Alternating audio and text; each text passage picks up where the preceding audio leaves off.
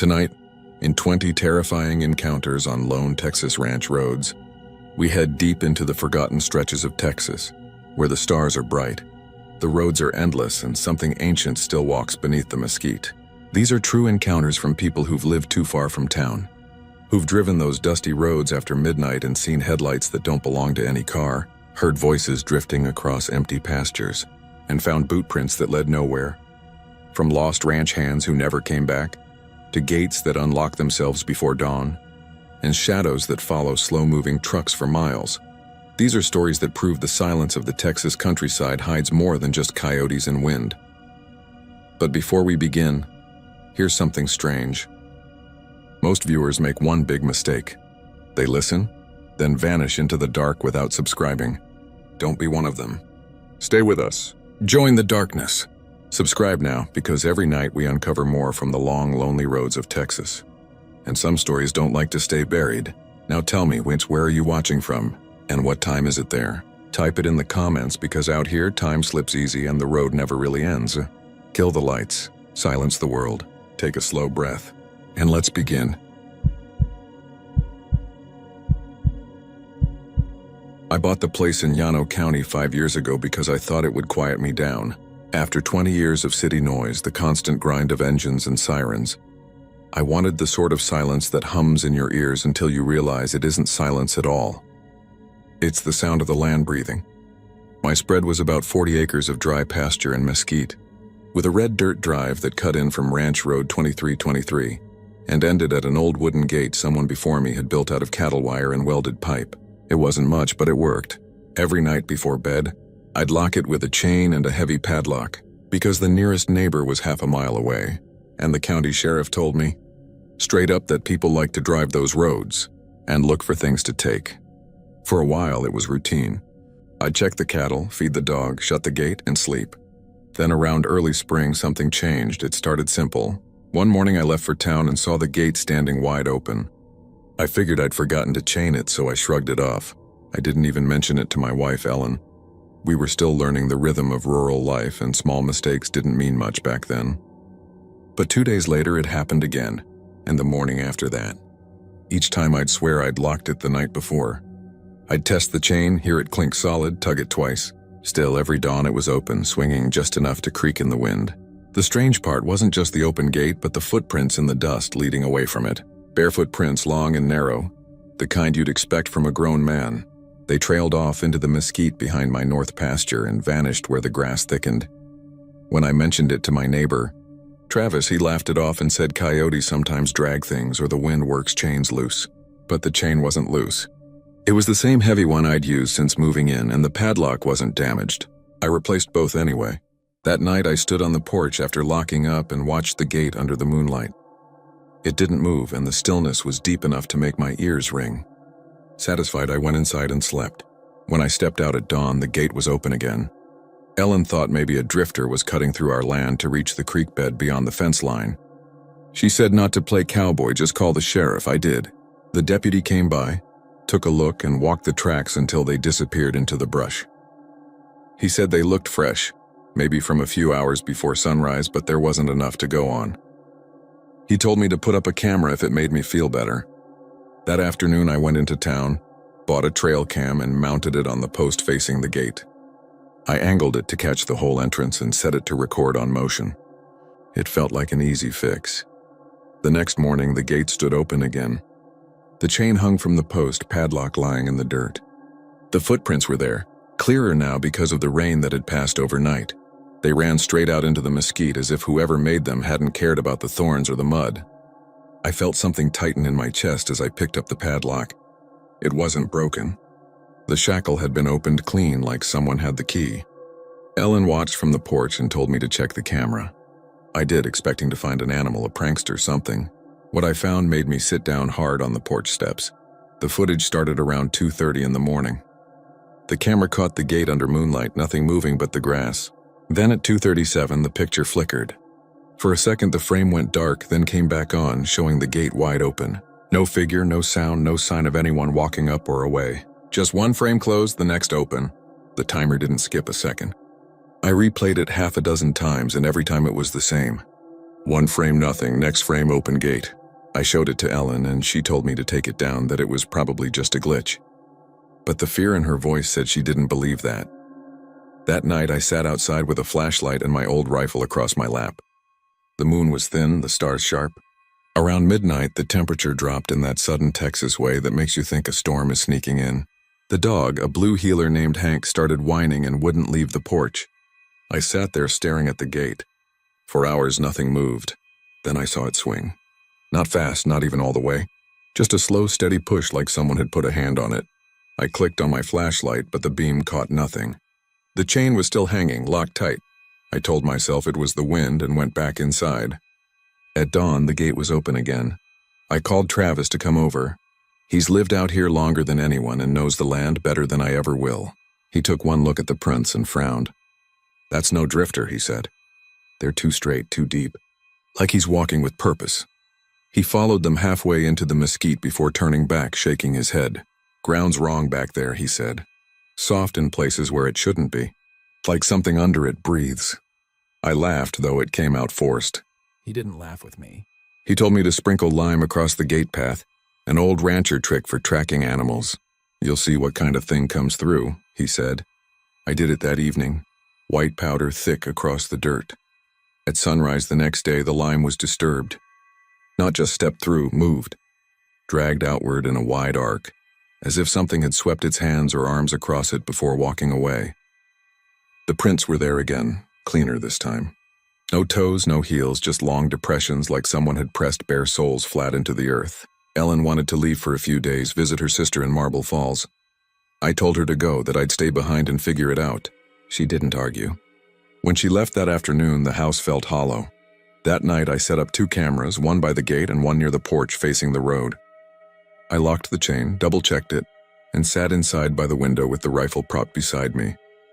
At 2:15, the motion light on the porch flicked on. Through the glass, I saw the gate trembling, not swinging, but shuddering in its frame like something pushed from the other side. The chain rattled once, then it went still. I waited. The wind died completely, and for a moment everything looked painted, still and perfect. Then the gate eased open, slow as a breath, until it stood wide. I stepped outside, heart slamming, flashlight shaking in my hand. The air smelled of wet metal and dirt. I swept the beam across the field, and that's when I saw the figure. He stood just beyond the reach of the light, maybe 20 yards away, tall and thin, wearing nothing I could make out except skin that looked pale enough to shine. His head was turned toward me, but I couldn't see a face, only the glint where eyes should have been. He didn't move. I raised the rifle and shouted, but the sound died in my throat. The figure turned and walked into the mesquite, silent as dust. I fired once out of panic. The shot cracked the stillness, echoed, and then was gone. I waited for the sound of running or a body hitting the ground. There was nothing. I walked out just far enough to see the prints again, fresh and deep, leading into the brush. I didn't follow. When the sheriff came after sunrise, he looked tired before I said a word. I told him what happened, showed him the footage. The camera by the porch caught me stepping out, flashlight sweeping, gate opening. But the second figure wasn't there. Only the open gate and me standing like a fool pointing a gun at the night. The sheriff said I needed rest. He left a warning about discharging firearms and told me to stay inside. I didn't argue, but I couldn't shake the feeling that something watched from beyond the mesquite. Every time I glanced at the window, I half expected to see a face pressed against the glass. By the time Ellen came back, I'd stopped sleeping. The gate was open every morning, no matter what I did. I replaced it entirely, welded new hinges, set concrete posts. It stayed closed for 2 nights, and I thought maybe I'd won. On the 3rd morning, it stood open again, and the fresh footprints led not away from the ranch, but toward the house. They stopped at the edge of the porch. The dog wouldn't go outside. Ellen cried when she saw it. She wanted to leave for good, but I couldn't. The land felt like it had claimed me, like walking away would only bring whatever it was closer. The last night I locked the gate, I didn't plan to watch. I sat in bed listening to the wind scrape the house and thought about the way those prints had looked, how they seemed to press not into the dirt but out of it. Around 2:30 I heard the chain rattle. I told myself to stay put. The rattle came again, louder like metal snapping against bone. I got up, stepped to the porch, and saw the gate standing wide. A shape moved between the posts, not walking but drifting, its body too long, too thin. I backed up into the house, shut the door, and watched it through the window. It crossed the yard, stopped at the steps, and crouched, its hands flat on the boards. I could see now it wasn't a man. The skin was gray, almost translucent, and stretched over joints that bent the wrong way. Its head tilted side to side like it was listening. I don't remember grabbing the rifle, only firing once, then twice more. The shape fell backward, vanished into the dark. At sunrise, the yard was empty. The gate was open again. The ground near the steps was disturbed, but there was no blood, no body, just 2 deep handprints pressed into the dirt like something had pushed itself up. The sheriff found the shell casings, but not much else. He told me I'd scared off a trespasser, maybe someone on drugs. I nodded, even though I knew he was wrong. A month later, Ellen packed up and left. I stayed, though I moved my bed to the back room and stopped checking the gate. It still opens every night. The chain clinks around 2:30, then the quiet returns. I've stopped trying to fix it. Some gates are meant to stay open, and whatever walks through them has already found its way in.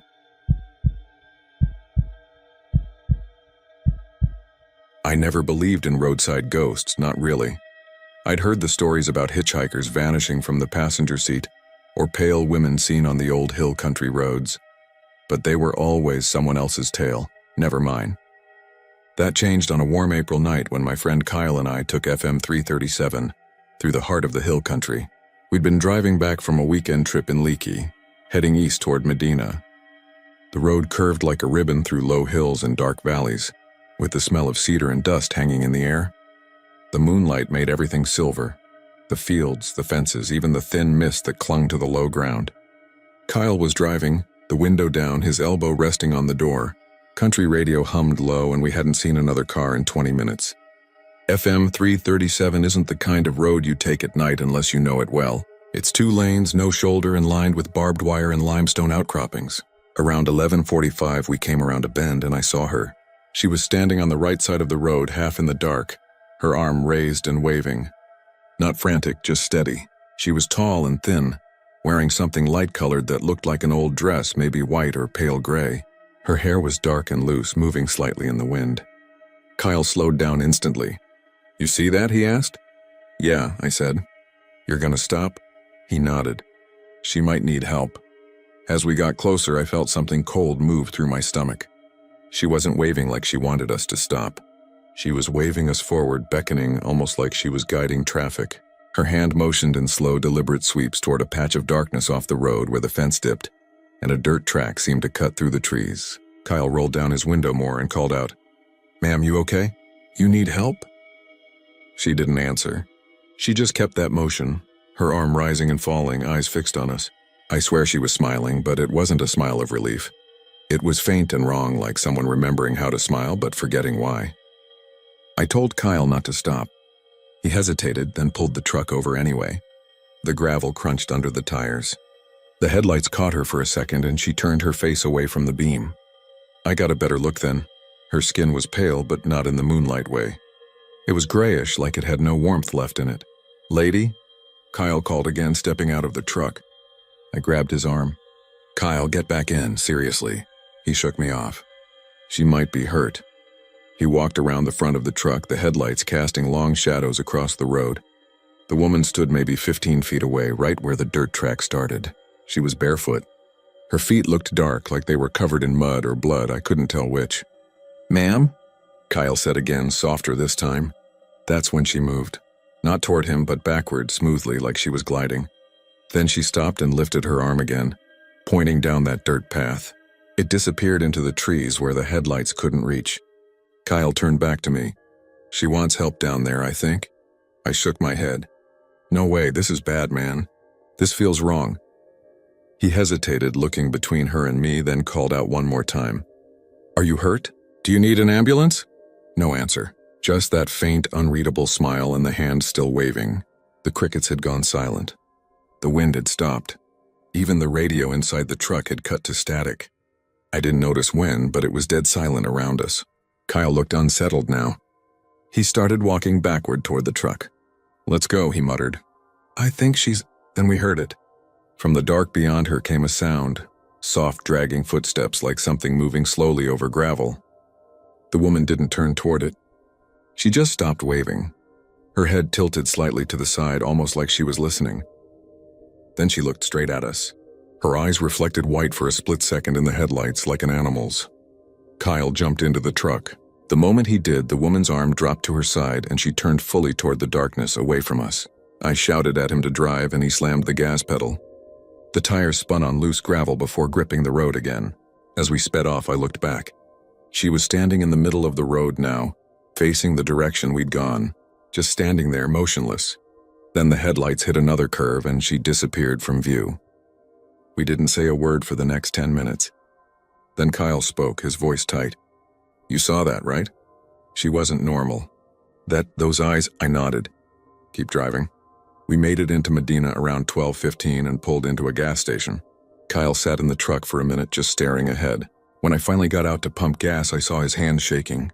I told him not to think about it, that it was probably someone high or lost, but I didn't believe that. Neither did he. The clerk inside the gas station, an older guy with a thick mustache, noticed our state and asked if we were okay. I told him what we'd seen on FM 337, about the woman waving us down. He frowned, nodded slowly, then said something that chilled me worse than anything. "You said she was waving you off toward that old dirt track?" "Yeah," I said. He sighed. "That's the Blanco Crossing Road. Flood washed it out years ago. Folks used to live down there before the '08 floods. Whole family drowned trying to get across when the water came up fast one night. Woman and her 2 kids. People still say they see her out there sometimes, waving at cars.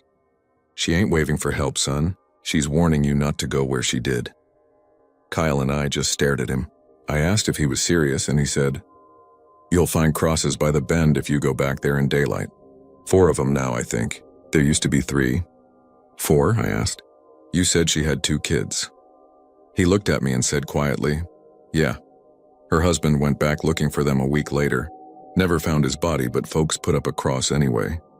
We left the gas station without saying another word. Kyle didn't want to drive that road again, not even in daylight.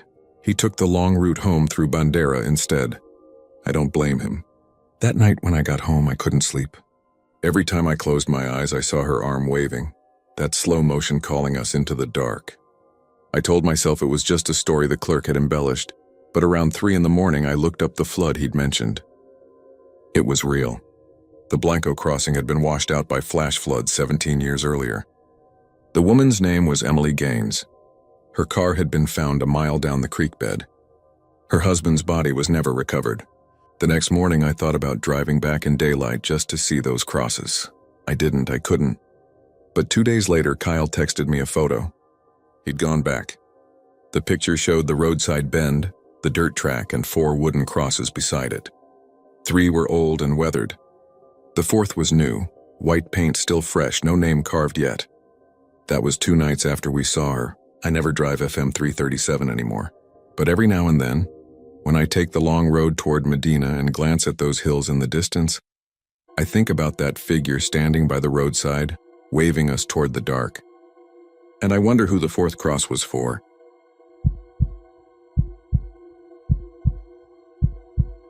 I grew up near Palo Pinto, a quiet patch of North Texas where the nights stretch wide and empty, and the sky feels close enough to touch. When I was a kid, my dad used to point out strange blue lights drifting over the pastures west of town. He said they were swamp gas or reflections from trucks, but there weren't any swamps out there, and those fields hadn't seen real traffic in years. Everyone in town had seen them at least once, usually in the fall just after dusk. Soft, glowing spheres that moved slow and steady, sometimes splitting apart or vanishing all at once. We called them the Palo Pinto lights. I never paid them much mind until I moved back home after my mother died. I was 39, recently divorced, and broke enough to move into the old ranch house just off Highway 180. It was lonely country, rolling hills, mesquite trees, rusted barbed wire, and at night you could hear coyotes crying for miles. After a while, the silence started to weigh on me. I'd sit on the porch with a beer, watching the sky darken, waiting for something, anything, to break the stillness. One evening in late October, I saw them again. 3 blue orbs, low and slow, gliding above the far pasture behind the barn. They weren't headlights, not that steady. They drifted like something underwater, smooth, deliberate, almost alive. I watched them move east to west, then stop dead midair. I thought maybe it was drones, but there was no buzz, no red indicator lights. Just that strange, steady blue curiosity got the better of me. I grabbed my flashlight, threw on a jacket, and walked out past the barn. The air smelled like dirt and burnt cedar. When I reached the fence line, the lights started to move again, floating over the ridge toward the creek. I followed. My boots sank into the soil as I climbed the rise. Every few seconds, I'd lose sight of them behind the brush. Then they'd reappear, always the same distance ahead. Never closer, never farther. When I reached the creek bed, the lights disappeared completely. I stood there in the dark, listening. Nothing. No frogs, no wind, no coyotes. Just silence. Then I noticed the ground. 2 deep ruts pressed into the dirt like tire tracks. They led straight through the creek bed and up the opposite hill. But the other side wasn't pasture. It was solid limestone, baked hard and dry. The tracks just stopped like something heavy had rolled straight into the rock and vanished. I crouched to take a closer look. The tracks were fresh, edges still crisp, small stones pushed aside. I shined my flashlight around, half expecting to see a truck or some piece of machinery, but there was nothing. The air felt wrong, heavy, like before a thunderstorm. Then I caught a faint blue reflection in the limestone itself. I leaned closer, thinking it was moisture, but the rock was bone dry. The glow deepened for a moment, then faded. When I got back to the house, it was nearly midnight. My dog Rex wouldn't come out from under the porch. He was trembling, staring toward the pasture. I tried to coax him out, but he growled low in his throat, eyes fixed on something I couldn't see. That night, I barely slept. Every time I closed my eyes, I saw those lights hovering just beyond the fence, waiting. The next morning, I told my neighbor, Old Man Kershaw, what I'd seen. He laughed at first, but when I mentioned the tire tracks, he went quiet. "You shouldn't follow those lights," he said. "Ain't the first time they led somebody off the road." When I asked what he meant, he told me about a ranch hand back in '84 who vanished after chasing them across the valley. They found his truck half buried in the creek bed, keys still in the ignition. No footprints, no body, just tire marks that ended in the dirt. That night I couldn't shake it. Around 10, I saw them again, 2 this time, closer. They hovered near the ridge, pulsing faintly. I told myself not to go, but I did anyway. I drove out with my truck, headlights off, creeping along the dirt road that wound through the pasture. The light stayed ahead of me, just out of reach. At one point, I swore I saw a figure standing between them, but when I blinked, it was gone. The deeper I went, the stranger it got. My GPS froze, the radio crackled with static, and the air smelled faintly metallic like blood and ozone. The lights led me to the same creek bed. The ruts were still there. This time, though, I saw something I hadn't before. Scratches in the limestone, circular and deep, like something had spun its wheels trying to climb out. The blue glow shimmered faintly at the edges, reflecting off the rock. I stepped out, heart hammering, and followed the glow to the center of the creek. The ground was damp, though it hadn't rained in weeks. I crouched down and touched it. It was cold, colder than it should have been. Then the light flared behind me. I turned and they were there, 3 orbs hovering just a few feet above the ground. They didn't move. They didn't flicker. They just hung there, humming softly. I don't know what made me do it, but I reached out. The moment my hand got close, the lights shot upward, vanishing into the clouds. The hum echoed for several seconds before fading into silence. When I looked back down, the tire tracks were gone. The ground was smooth like freshly poured clay. I ran back to the truck and drove home faster than I should have. After that night, things started to change. The power would flicker for no reason. My phone would drain even when it was off. Sometimes, just before sleep, I'd hear the low hum again, so faint I'd think I imagined it. One evening, I caught my reflection in the window and saw a faint blue light on my face. There was nothing behind me. A week later, I found more tracks, this time leading right up to my fence. 2 ruts in the dirt, stopping just short of the gate. I hadn't driven there, and no one else should have been able to. I followed them a few yards before they faded into the grass. That night, Rex started barking wildly, then bolted into the darkness. I called for him until dawn. Never found him. The sheriff came out the next day, more as a courtesy than anything. He looked at the tracks, then at me and said, "You been seeing those lights again?" I nodded. He sighed. "You should let it be. Folks around here learned not to go after them." When I asked what he thought they were, he just said something old, older than any of us. I tried to stay inside after that, but the lights kept coming. Sometimes they'd hover by the tree line, other times right above the barn. I boarded up the windows and slept with the TV on. trying to drown out that humming sound that seemed to seep through the walls. The last night I saw them was 3 months ago. I woke to the sound of an engine idling outside. When I looked out, there was nothing, just the faint blue glow bleeding through the cracks in the shutters. I stepped onto the porch and my breath came out in clouds. The air was freezing. Across the field, the lights hovered brighter than ever, illuminating the grass in shifting patterns. Then I heard tires spinning in dirt. I followed the sound out of instinct, not sense. The glow grew stronger until everything was tinted blue.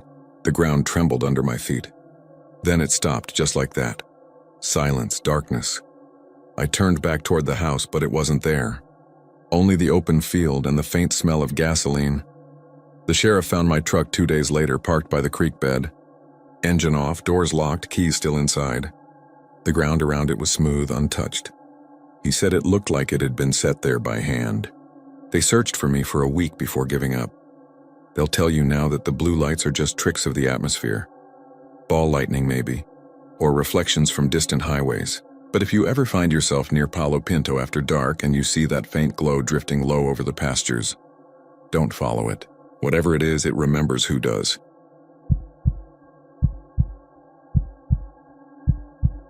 I've been driving tow trucks along Route 281 for over 20 years. If there's one thing I've learned about these back roads between Johnson City and Lampasas, it's that they remember things. Accidents, deaths, the ones who never made it home. The air feels different out here at night, heavy and still. You can drive 100 miles and not see a single pair of headlights. Only the glow of your own cutting through that endless stretch of asphalt and cedar. That's why when I first saw the old blue Ford pickup parked off the shoulder just past mile marker 127, I didn't think much of it. Headlights on, driver's side door cracked open, no one in sight. Looked like someone had broken down and wandered off to get help. I stopped, checked the hood. Cold. The engine hadn't run in hours. But the lights were still bright as if it had just been shut off. I called it into dispatch, left a note under the wiper, and moved on. 2 nights later, around the same time, I was coming up from Marble Falls and saw it again. Same truck, same damn place. This time I recognized the dent in the front bumper and the missing hubcap on the left rear tire. I pulled over again. Hood cold, doors locked, headlights still shining like they had their own power source. I radioed it in again, asked dispatch if the county had it towed after my last report. They said they never found it when they sent a deputy out the next morning. I laughed it off, told myself maybe I'd mixed up the mile markers. It's easy to do that when the road starts to feel like it's looping back on itself. A few nights later, I got a call to pick up a wreck north of Burnett. 2 teenagers had flipped their car off an embankment. When I cleared the scene, I was tired and just wanted to get home.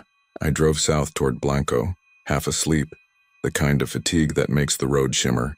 Somewhere around 2 a.m., my lights caught something up ahead. That same damn Ford. This time it was parked facing the other direction, on the opposite shoulder, maybe 15 miles from where I'd seen it before. I slowed down, my pulse starting to thud against my throat. I checked my clock, 2:17 a.m. I could see my own headlights reflected in its chrome bumper, and then as I pulled alongside it, the headlights of the Ford flicked off. Instantly. Like someone had been waiting for me. I slammed the brakes, threw it in reverse, and backed up until I was even with it again. The lights stayed off. The windows were dark, tinted maybe, or just black from the night inside. I got out, flashlight in hand. The cold hit me, not the normal kind you feel from wind or weather. It was the kind that settles inside your skin that makes your breath sound too loud. The air around the truck was dead quiet. No crickets, no highway hum, just a heavy silence pressing against my ears. I looked inside. Empty. Seats torn up, dust on the dash. The keys dangled from the ignition. I touched the hood again. Cold as stone. That's when I noticed something strange. My flashlight beam was faintly flickering, dimming and brightening like it was struggling to stay on. I tried tapping it, but then realized it wasn't just the flashlight. The truck's reflection in my own windshield behind me was dimming too, like the light around me was being sucked away. I backed off fast, got into my tow truck, and just sat there staring at the Ford through the windshield. I wanted to call someone, but what could I say? That I found the same abandoned truck 3 times, miles apart, engine cold but lights on like it was waiting for me? I started the engine and pulled away. As I did, I glanced in the mirror. The Ford's headlights flicked back on. I didn't sleep that morning. I tried to shake it off, told myself it was stress, fatigue, maybe some trick of memory. But when I went to the diner later that day, I told one of the old-timers, Hank, about it. He went pale, said he'd heard about a blue Ford like that years ago. Belonged to a man named Roy Danner who worked the oil fields near Burnett. Drove home drunk one night, rolled the truck, and burned alive when the gas tank ruptured. They said the headlights were still on when they found the wreck, though the whole front end was charred. That was back in the late 70s. The story went that sometimes folks saw it on foggy nights sitting quiet by the road, always empty, always cold. I laughed it off, but the way Hank said it, slow and careful, got under my skin. A week later, I was dispatched to pick up a stalled car near Round Mountain. When I got there, a young couple stood by the road, pale and shaking. They said a truck had pulled up behind them, shining its lights into their back window for almost 10 minutes. When the guy walked back to ask for help, there was no one in the cab and the lights just went out. When he turned to walk back, the truck was gone. I felt my stomach twist. I asked them what kind of truck it was. They both said the same thing. Old blue Ford, dented bumper, one hubcap missing. I drove up and down that stretch 3 times that night and found nothing. But when I headed home, somewhere near the Blanco County line, I saw it again. This time parked in the middle of the road facing me head-on. I slowed down, every part of me screaming not to stop. But I did. The lights were bright, too bright, cutting straight through the fog. Then they dimmed, flickered, and went dark. For a few seconds there was just blackness. And then I heard it. The engine trying to turn over. A dry grinding sound that echoed through the night. The starter clicked again and again, but the engine never caught. Then silence. The headlights flared back to life, blinding me. When they dimmed again, the truck was gone. Just gone.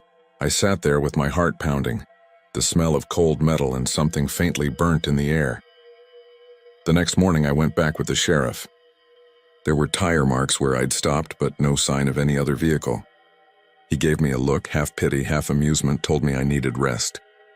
Maybe I did, but that night I couldn't sleep. I kept thinking about that grinding starter noise, about how it sounded exactly like the tow truck I drive when its solenoid sticks. I went out to check my own truck in the driveway. When I opened the door, I froze. On the passenger seat sat an old keychain. Faded leather, cracked, with the letters RD burned into it. I haven't driven Route 281 since. Every night now, around 2 a.m., I still wake up without knowing why. Sometimes I swear I hear it from far off. The slow hum of an idling engine, headlights cutting across the curtains, the faint sound of a starter trying to turn over and over again, like it's waiting for me to answer.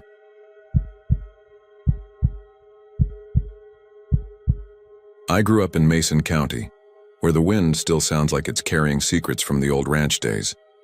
My uncle owns a spread out on the edge of town, about 800 acres of mesquite, limestone, and dust, with one thing that stands taller than everything else, the windmill. It's been there longer than any of us. My grandfather swore it was already rusting when he was a boy. The blades still turn, but only when the wind comes hard off the south. Otherwise, it just stands there, creaking like something alive but half asleep. I started working out there 2 summers ago, mostly feeding cattle, fixing fences, hauling feed bags. Simple, steady work. The nights were quiet enough that you could hear coyotes howling 10 miles off. But a few months back, I started hearing something else. A soft tapping, like bare feet slapping wet ground, always near the windmill. The first time I noticed it, I was heading out to check the pens around midnight. The air was still, the moon was low, and when I looked up, I saw a boy standing by the windmill. He couldn't have been more than 10 or 11. He was barefoot, mud streaked up to his knees, wearing a shirt so thin it clung to him. I thought maybe he was one of the neighbor's kids who'd wandered too far, so I called out, asked if he was lost. He didn't answer. He just stood there looking past me toward the cattle pens. I walked closer, maybe 20 feet, and the windmill creaked once, loud and slow. When I looked back, the boy was gone. No running footsteps, no sound, just gone. The next morning, I told my uncle. He said, "You been drinking?" When I said no, he told me to stop worrying about shadows and to check the troughs. But that night I saw him again. Same place, same time, right under that old windmill. This time he was facing me. His face was pale, like he hadn't seen sun in years, and there was something dark under his fingernails. I yelled again, and he just turned and started walking toward the dry creek bed behind the pens. I followed him with my flashlight, but when I reached the creek, the beam hit nothing but cracked mud and coyote tracks. After that, I stopped going out there at night. But the cattle didn't. They'd bunch up by the far fence line, lowing like something was scaring them off. One morning, we found a calf dead by the windmill. No blood, no wounds, just stiff as if frozen mid-step. My uncle said maybe it was a snake bite, but even he didn't sound sure. About a week later, I was in the bunkhouse when the dogs started barking. They never bark at coyotes, they're used to them. But this was different. They were howling, claws scratching at the door. I grabbed my light and stepped out. The air smelled like rain, though the sky was clear. When I swung the beam toward the windmill, it flickered across the blades, and for a second, I thought I saw the boy again. Except this time, there were two of them. Both barefoot, both covered in mud, both staring toward the pens. I called out louder than before, and one of them turned his head toward me. His eyes caught the light, but they didn't shine like eyes should. They were flat like glass marbles caked with dirt. I ran for my uncle's trailer. He came out half-dressed, shotgun in hand, cursing me until he saw the look on my face. We went back together, but there was nothing by the windmill except the turning blades and the faint smell of something sweet, like rotting fruit. My uncle didn't talk much after that night. He started sleeping with the lights on and never went near the windmill again. A few days later, he told me the truth, or what he thought was the truth. Back in the late 70s, a ranch hand's kid drowned in the stock tank right near the windmill. The man was too drunk to notice until morning. By the time they found the boy, the body had been in the water half the night. They drained the tank and filled it with dirt. But my uncle said you could still see the outline of where it had been if you looked close. He told me that after the drowning, strange things started happening. Cattle would go missing. Tools would turn up scattered across the fields. Sometimes the dogs refused to go near the windmill. The old man who worked there before him quit without warning. Said he'd heard a voice in the middle of the night asking where his boots were. I wanted to believe it was just local superstition. But one evening I stayed late repairing a broken latch. The sun had gone down, the crickets were loud, and I kept feeling like someone was standing behind me. Every time I turned, there was only the windmill in the dark. When I finally finished and started heading back, I heard it, footsteps squishing through mud that shouldn't have been there. I turned my light toward the sound. He was standing maybe 10 yards away. Same kid, barefoot, knees streaked with mud. But now his mouth was open, like he was trying to say something. No sound came out, just that empty stare. I froze. Then, as if a gust had pushed through, the blades of the windmill began to spin, faster than I'd ever seen. The creaking turned to a whine, the air thick with dust. The boy tilted his head and stepped closer. That's when I saw it. His legs ended in dark, dripping sludge as though he was still standing in the bottom of the tank. I ran. I didn't stop until I was inside the bunkhouse with the door locked. The dogs were whining under the bed. Outside, the windmill screamed for almost a minute before it went silent again. The next morning, the ground around the windmill was soaked like a storm had hit only there. My footprints were gone, but smaller ones, bare and deep, led from the windmill straight toward the cattle pens before disappearing into the dirt. I told my uncle I was done, packed up and left by noon. A few weeks later, he called. Said the windmill had finally given out. The top half had come loose and fallen during a calm night. No wind at all. When they went out to dismantle it, they found the old tank beneath, cracked open from the weight. Inside was a small skeleton, curled up like it had been waiting. I don't go back to Mason County much anymore, but sometimes when the wind blows through the open plains at night, I swear I can still hear that creaking sound. My uncle says the cattle still won't graze near where the windmill stood. He also says that every now and then around midnight, the dirt in that spot looks damp again, and if you stand far enough away, you can make out the shape of a barefoot kid, staring toward the pens waiting for something none of us can see.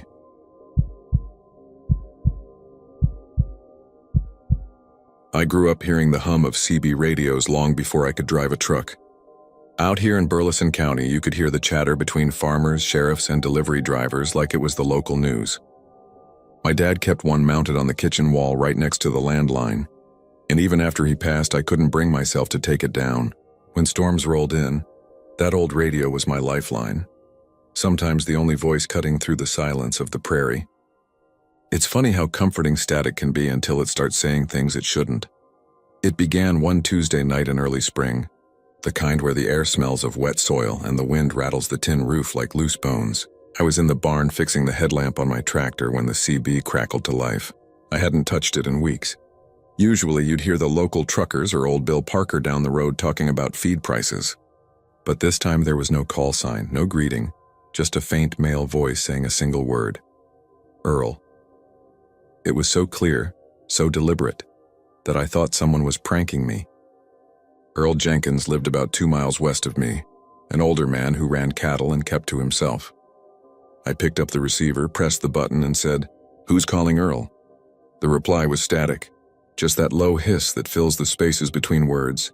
I turned the volume down and went back to work, thinking maybe it was a passing signal. Earl died 3 days later. Tractor flipped in a ditch, crushed him instantly. The sheriff said it was quick, no suffering. When I heard the news, my stomach went hollow. I didn't make the connection right away. It just felt like bad coincidence. A week later, the CB came alive again.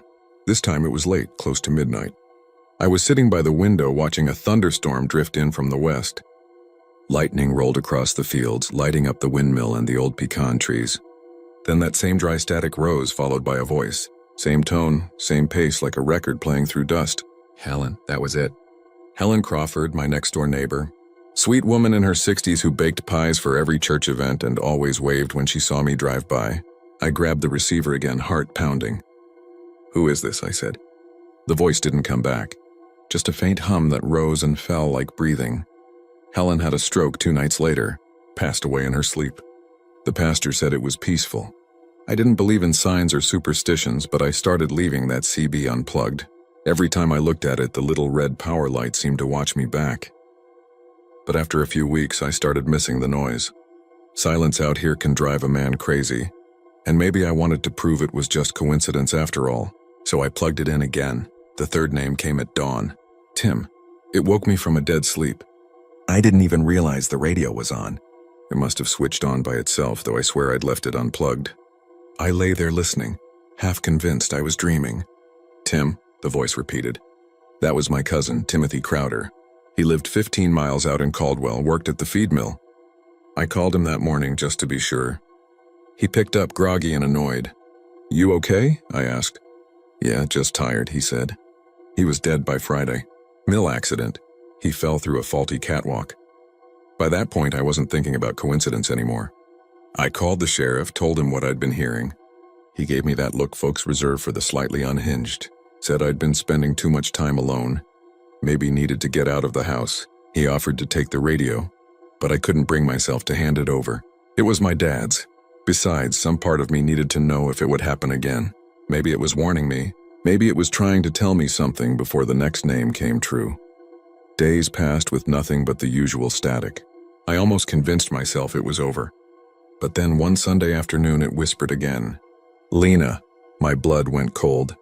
That was my daughter. She was studying nursing in Austin, 3 hours away. I called her immediately.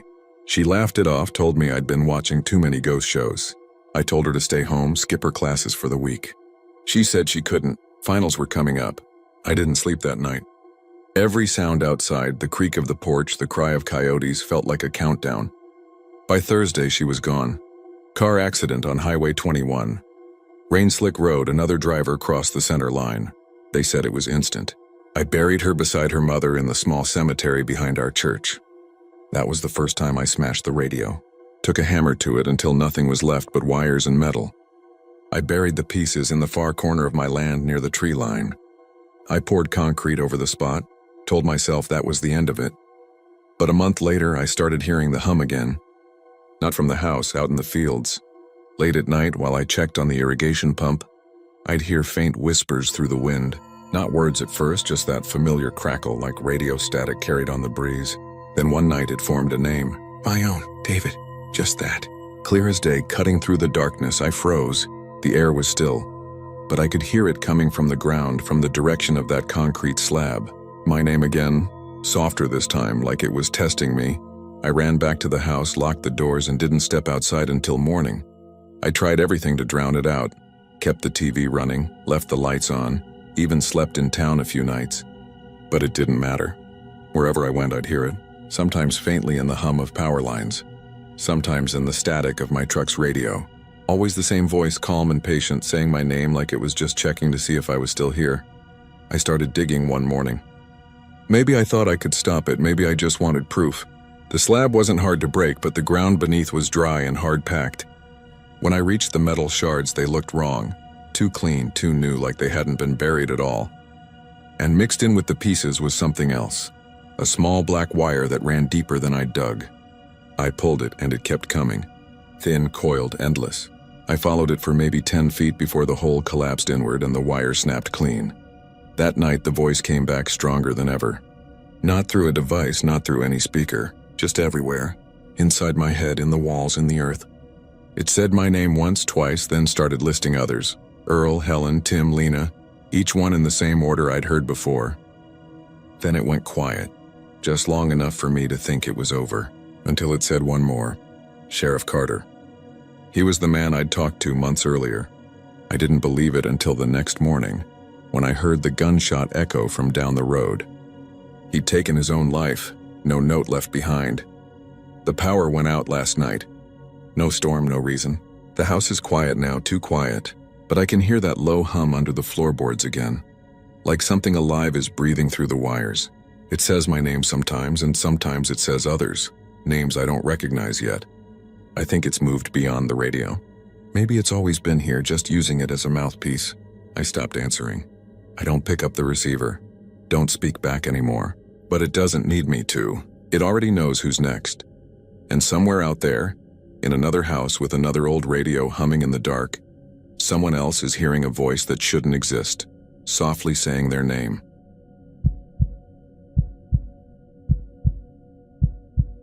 I never paid much attention to the fence line behind my property until the coyotes started showing up that winter. Out here in the Texas hill country, seeing them wasn't unusual, but they were coming closer than ever, snapping through the mesquite, nosing at the back posts, yipping under the moonlight like they owned the place. I'd hear them at night, close enough that my dog Baxter would stiffen and growl at the back door, hackles raised. The first holes appeared in early January. Small at first, like the kind a dog might make, just scoops of red dirt near the fence posts.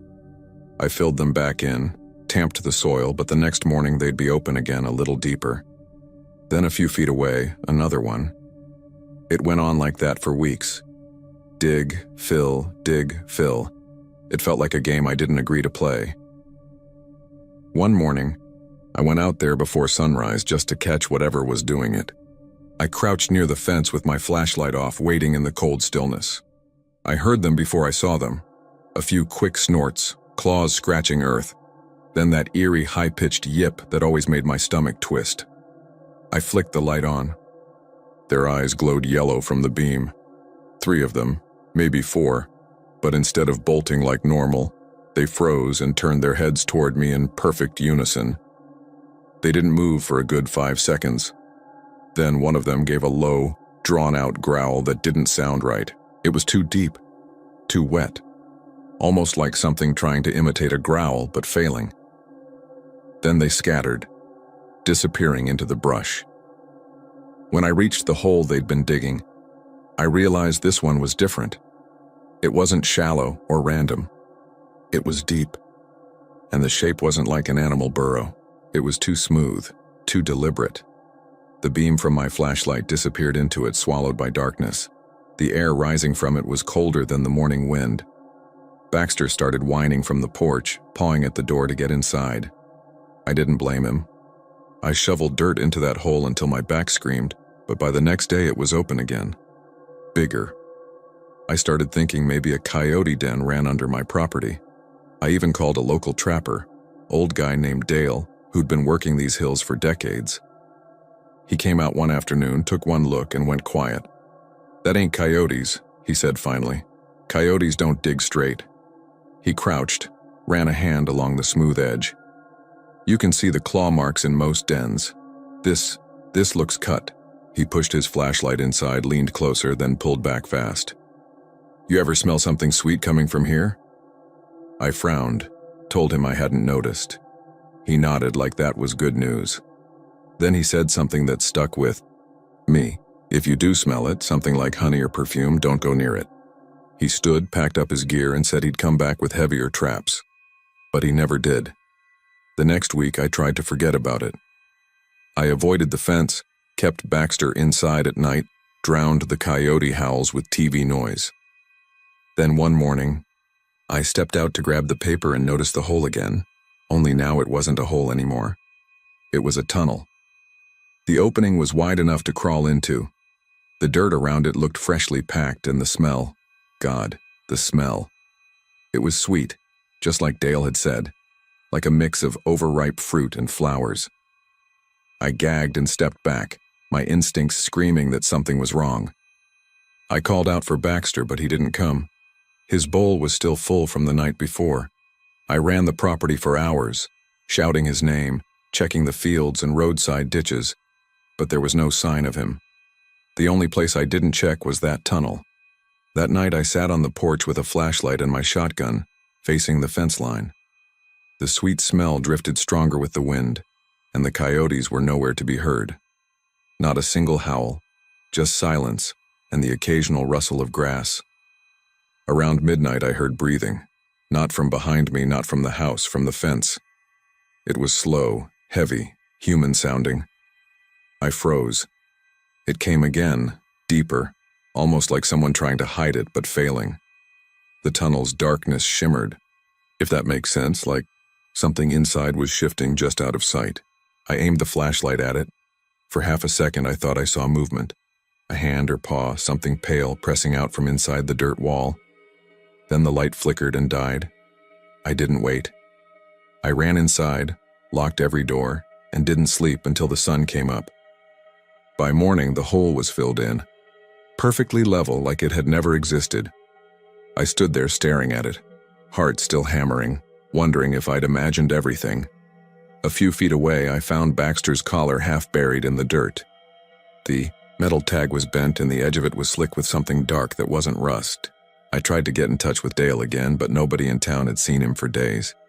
His truck was found parked near the creek a few miles out, keys still in the ignition, driver's door open. The sheriff said he probably wandered off while checking traps. People do that sometimes out here, they said. But I could tell they didn't believe it either. A week passed. Then one night the smell came back, drifting through the window, like someone had spilled syrup in the air. I went to the back porch and saw the ground shifting by the fence, rising and falling like something was breathing beneath it. My porch light flickered. I heard that wet, heavy sound again, the not-quite growl I'd heard from the coyotes. I couldn't move. I just stood there, gripping the railing, listening as it turned into something else. A whisper. My name. The next morning I packed up and left. Drove until the gas light came on, checked into a motel 2 counties over, and sat there trying to make sense of it. A part of me wanted to call someone, report it, get the land checked out. But I knew how it would sound. Coyotes, holes, voices. They'd say I was stressed, hearing things. I sold the property cheap to a developer who planned to put up storage units. He asked about the back acreage, said it looked like good solid ground. I told him to leave the fence line alone. He laughed and said they'd level it anyway. Last month I got a letter from him. No return address, just my name scrawled in shaky handwriting. Inside was a single sheet of paper, dirt-stained and torn. All it said was, "We hit a void under the fence. We heard breathing."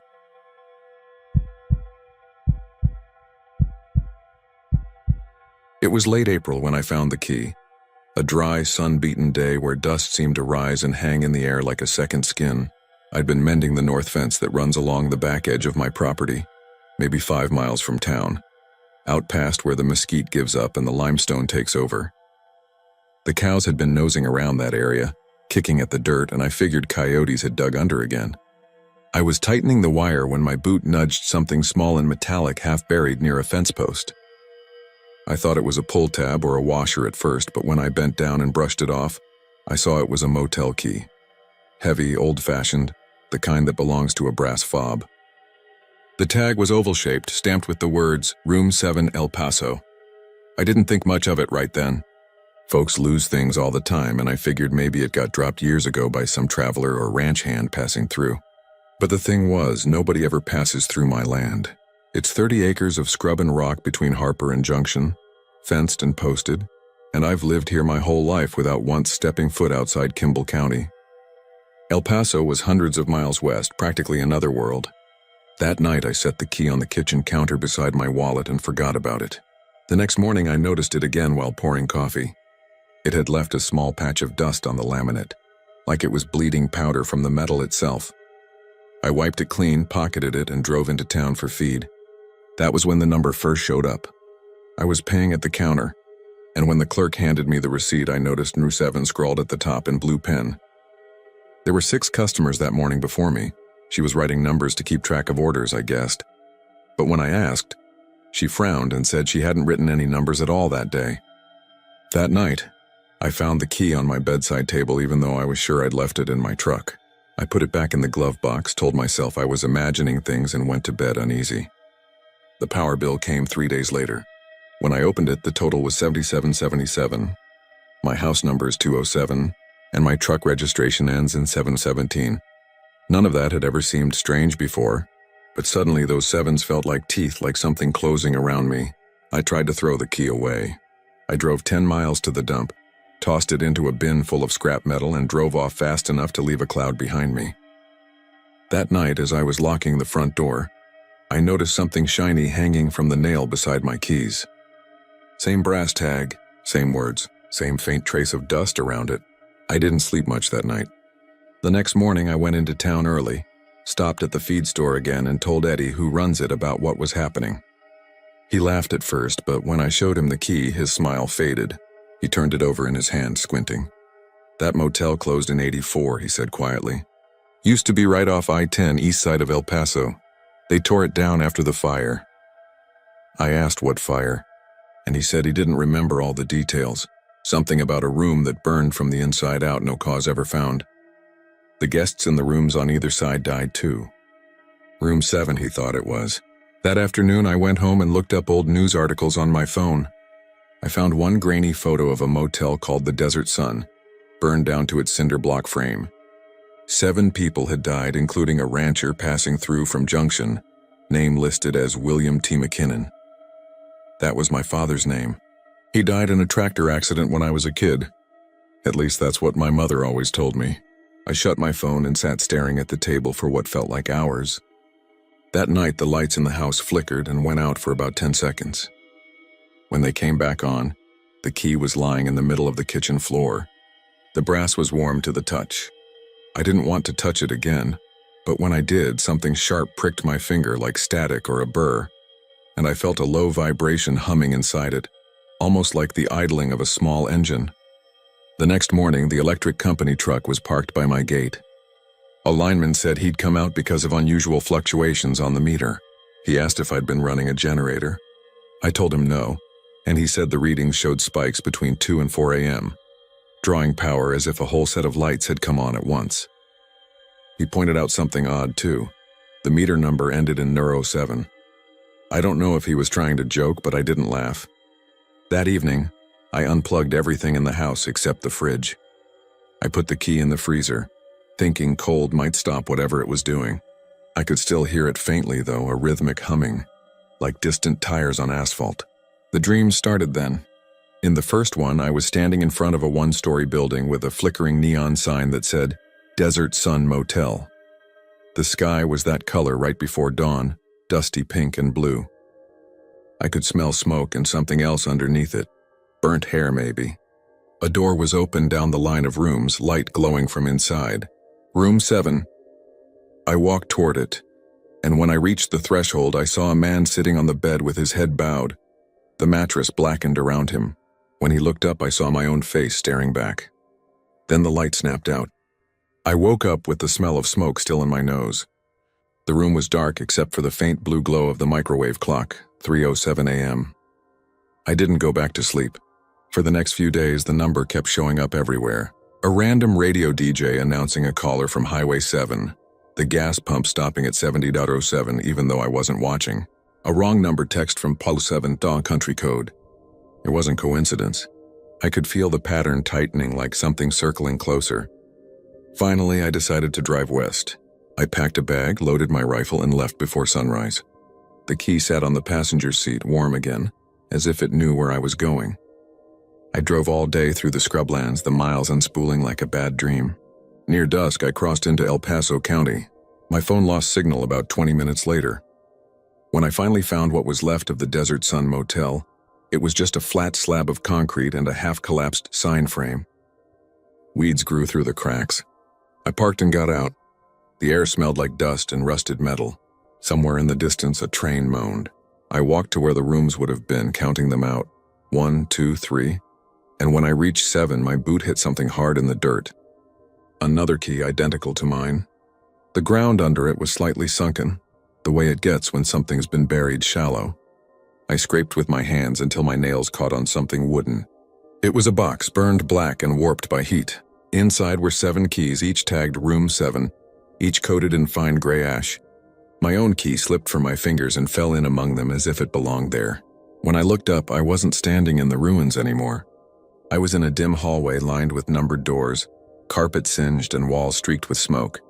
A faint humming filled the air, like a vacuum running somewhere behind the walls. The door in front of me was marked 7. The brass knob was hot. I reached for it, and the second my hand touched metal, the world flared white. I heard voices shouting, glass breaking, the roar of flame. I felt heat against my face, too real to be a dream. Then darkness swallowed everything. I woke up in my truck, parked at the same spot, the sun barely rising. My watch said 7:07 a.m. The keys were gone, all of them. When I got home that evening, I found a new envelope in my mailbox, a bill from the El Paso Water Utilities. My name on it. Address listed as Desert Sun Motel Room 7. I don't remember signing up for anything. I don't remember leaving El Paso either. That was 3 weeks ago. Since then, my house feels different. Quieter somehow, like the air's been thickened by smoke you can't see. At night, when the wind dies down, I can hear faint static from somewhere behind the walls, like a radio tuned between stations. Sometimes it says something just for a moment before fading.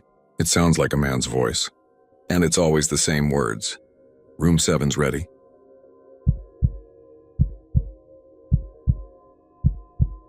It started with a shape on the edge of her headlights, something that barely registered against the wire fence before the beam swept past. Allison thought it was a trick of the light at first, one of those long hill country shadows that come alive at dusk. She was driving home from Fredericksburg after closing the antique shop she managed. Windows down, the smell of cedar and dust in the air. The road ran straight for a mile along her property, a narrow strip of asphalt bordered by barbed wire and live oaks that hunched toward the fence like they were eavesdropping.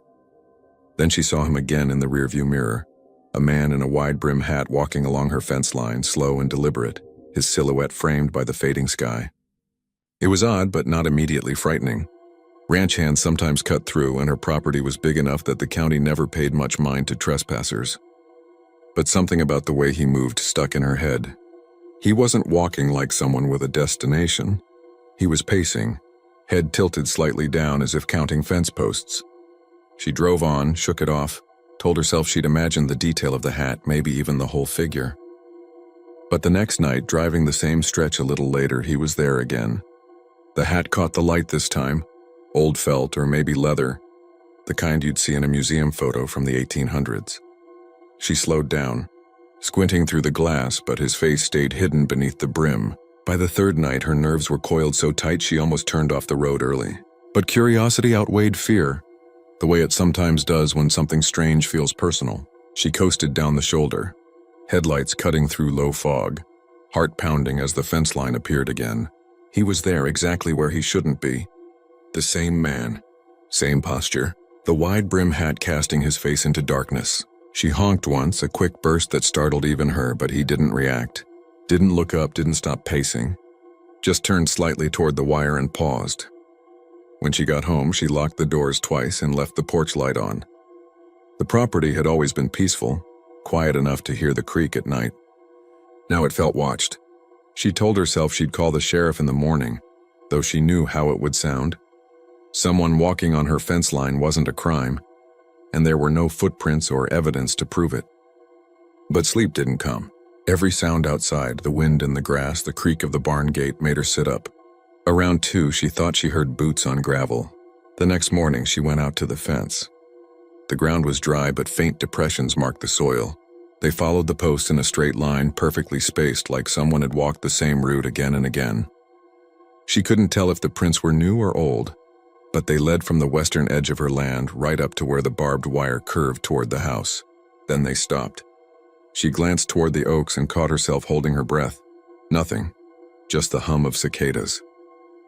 That night she didn't want to drive home at all.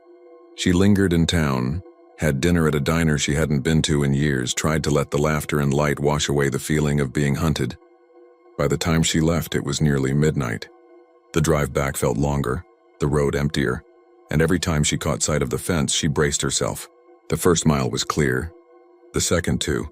Relief started to bloom, until her headlights caught the gate to her driveway. Something was hanging from it. She stopped, keeping her hands on the wheel. It was a hat.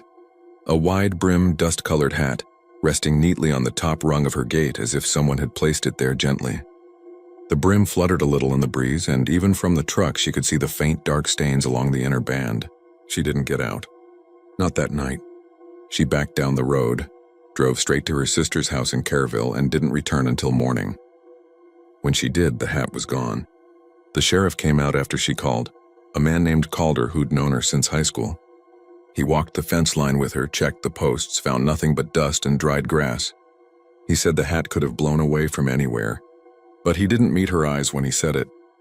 That afternoon he called back, voice quiet. He asked if she'd heard about the wreck off FM 473, an older pickup that had flipped into a ditch 2 weeks back, driver dead on impact. The man hadn't been from around there. No ID, no relatives listed, just a weathered hat that was still sitting in the cab when they found him. That night, Allison closed every blind and double-checked every lock.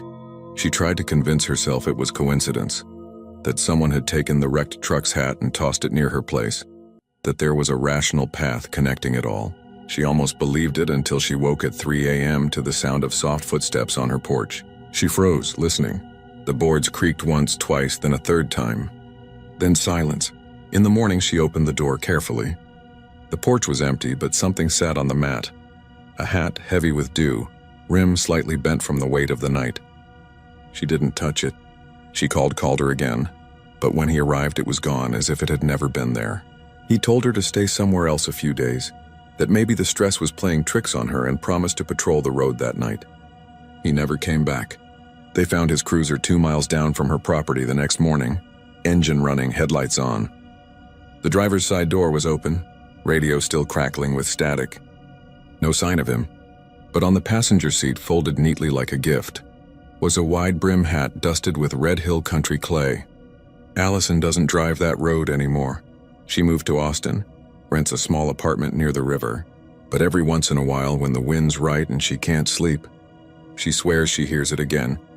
That faint rhythm of boots on gravel, counting fence posts somewhere out in the dark, waiting for the next person to slow down and look too long.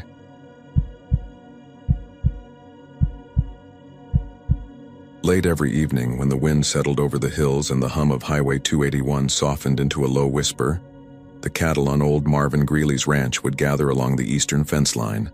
They stood side by side, a black and tan wall of motionless bodies all facing east, their eyes fixed on the ribbon of road that cut through the scrub and mesquite beyond the fence.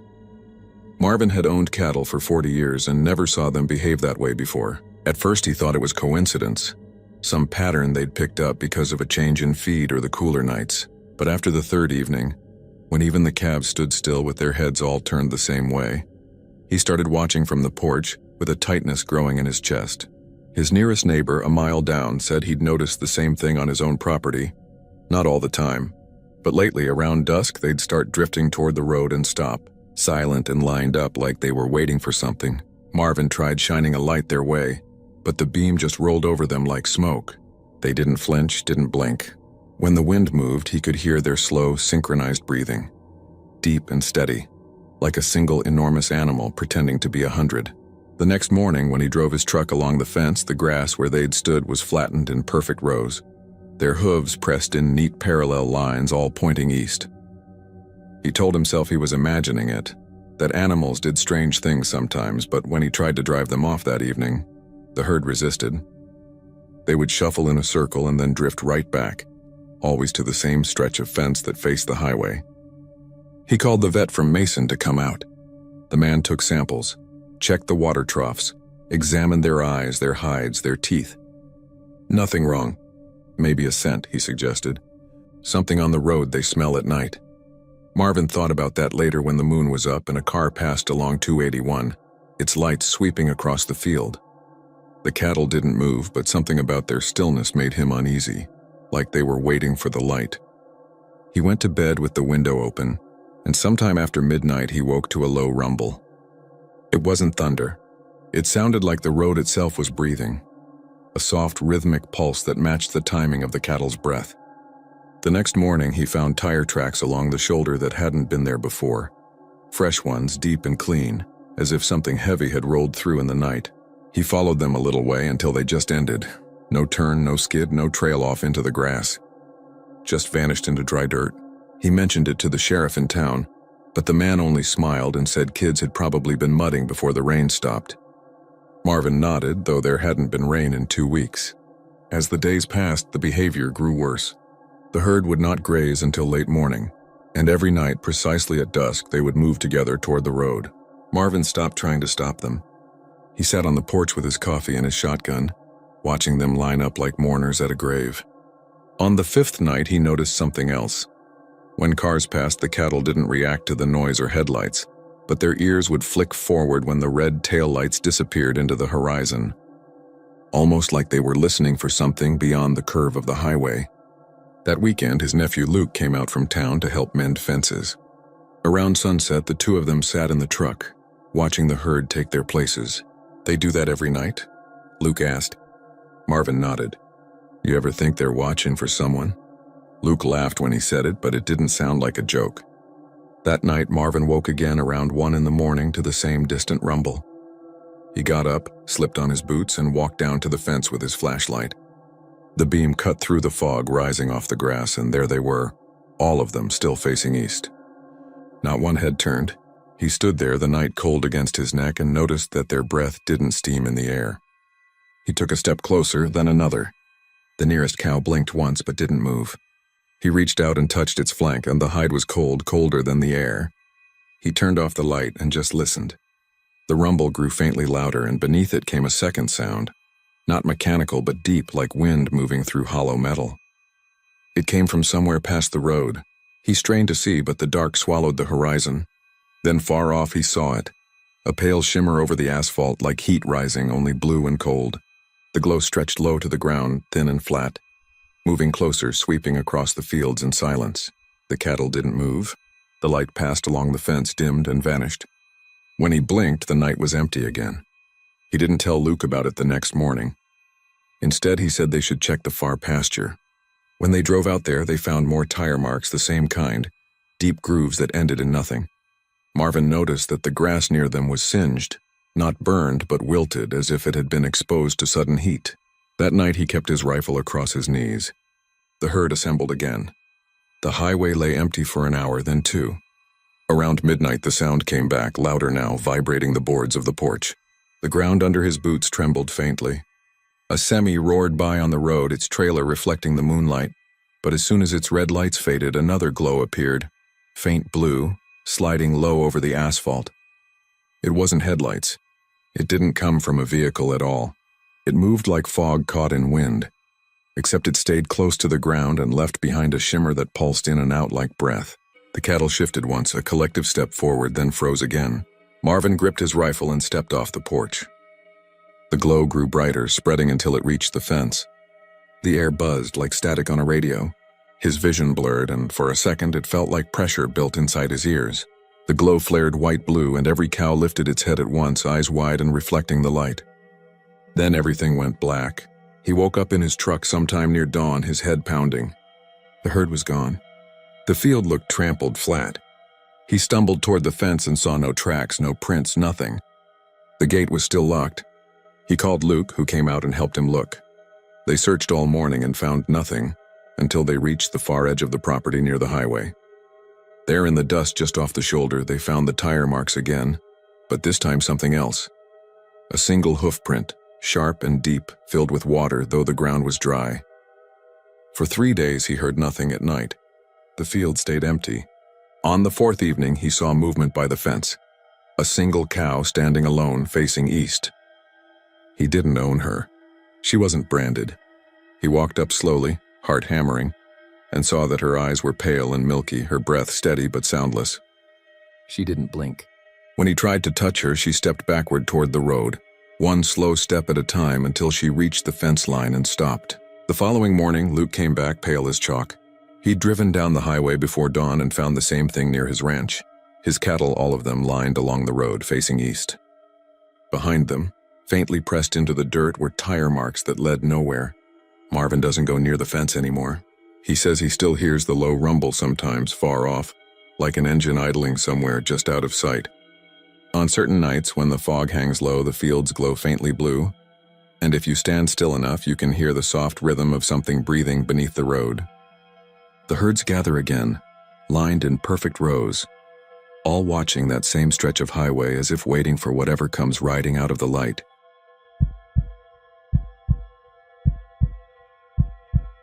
The road wound out of town like a thin scar cutting through the scrub.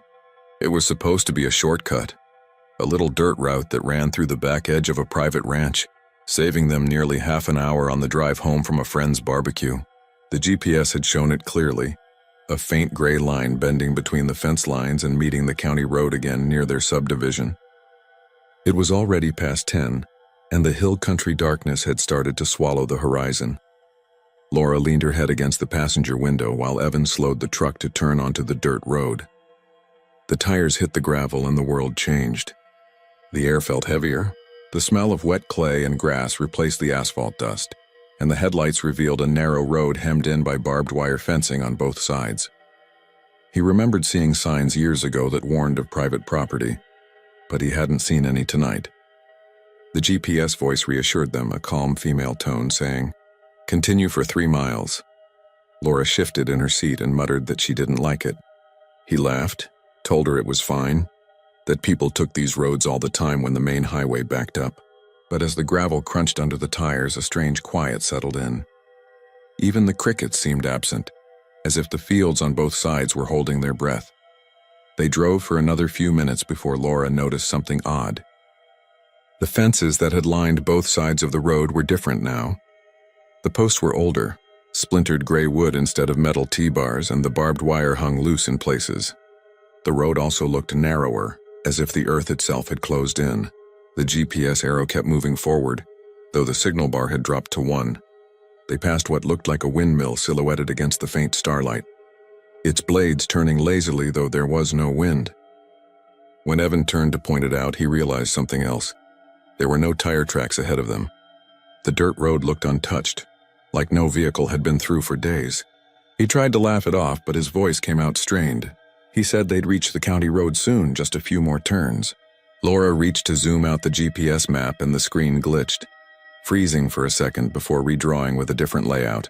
The road now ended abruptly, a small black dot marking something labeled Access Gate.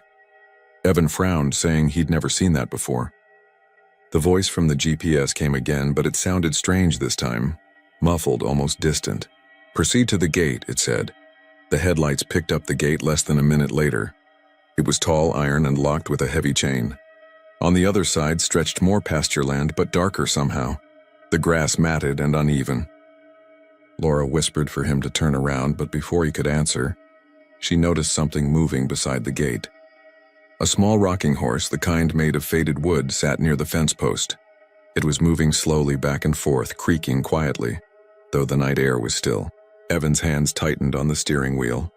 He killed the engine and just stared at it. Laura whispered again, asking if there was wind. He said no. The rocking continued, deliberate, rhythmic. He got out of the truck, saying maybe it was just a breeze caught between the hills.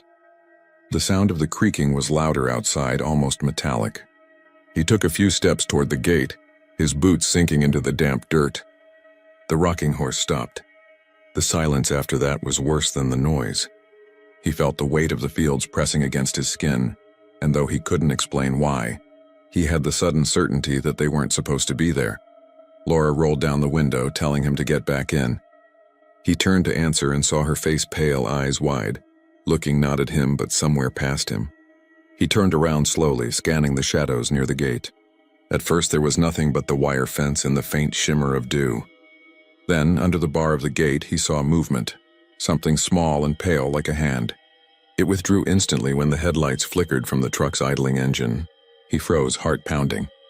He thought it must be a child, maybe from the ranch, but there was no house nearby, no sound of animals, nothing that suggested anyone lived within miles. He called out, his voice awkward in the empty night.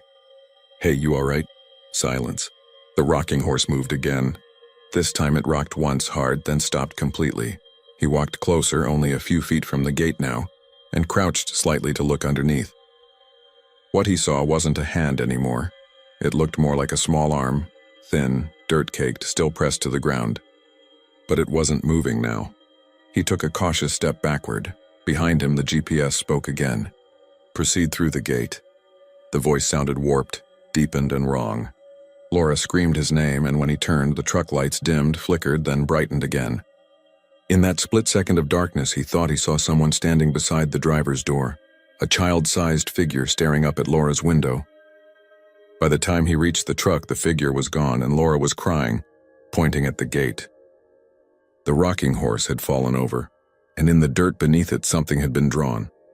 A rough outline of a small circle with a cross through it. He yanked open the door, got in, and slammed the locks. The GPS screen was static now, fuzzing with gray lines. When he tried to reverse, the tires spun like they'd sunk into mud.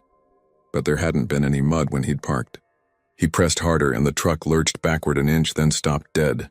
The headlights cut off completely. Laura kept whispering his name. Outside, something moved again. Slow steps, crunching gravel, circling the truck. Evan didn't look. He kept his eyes on the dark windshield, gripping the wheel. Then, from the passenger side window came a soft thump, like small fingers tapping the glass. Once, twice. He turned his head, and in the faint reflection of the dashboard light, he saw the outline of a child's face. The skin looked grayish, streaked with dirt, eyes wide and hollow. Laura screamed and slapped the window, and the face vanished. Evan hit the ignition, and the engine roared back to life, though he hadn't turned the key. The headlights came on again, but now the gate was open. The rocking horse lay flat, half buried in the dust. He didn't hesitate. He slammed the truck into drive and sped forward. The tires tore up chunks of dirt, and the truck bounced through the open gate. As soon as they crossed to the other side, the GPS blinked back to life with a new route, calm as ever, saying, "Continue on the road." When they looked back, the gate was closed again. They drove in silence for miles, both too shaken to speak. The road widened gradually until it met the asphalt of the county line. When they finally reached their neighborhood, the lights of the houses felt unreal, like they'd stumbled back into a world that had forgotten them. Laura refused to talk about what she saw. She went straight inside and locked the doors. Evan stayed up, pacing, trying to convince himself it was all some strange trick of the dark, maybe a dream. He went to wash his hands, and when he turned on the light, he saw something under his fingernails. A fine black grit, like ash or burnt soil. He didn't remember touching anything like that. The next morning, when he went out to check the truck, he found the rear bumper streaked with long scratches, as though something small but sharp had dragged its fingers along the paint. On the tailgate, someone had written something in the dust. 4 letters, G-A-T-E. He wiped it clean and stood there, staring down the empty street. That night, he threw the GPS in the trash. But when he started the truck a few days later, the screen on the dashboard blinked awake by itself. The map was blank except for a single blinking marker. A line appeared slowly, drawing itself toward the bottom corner. It stopped at a word that made his chest tighten: detour.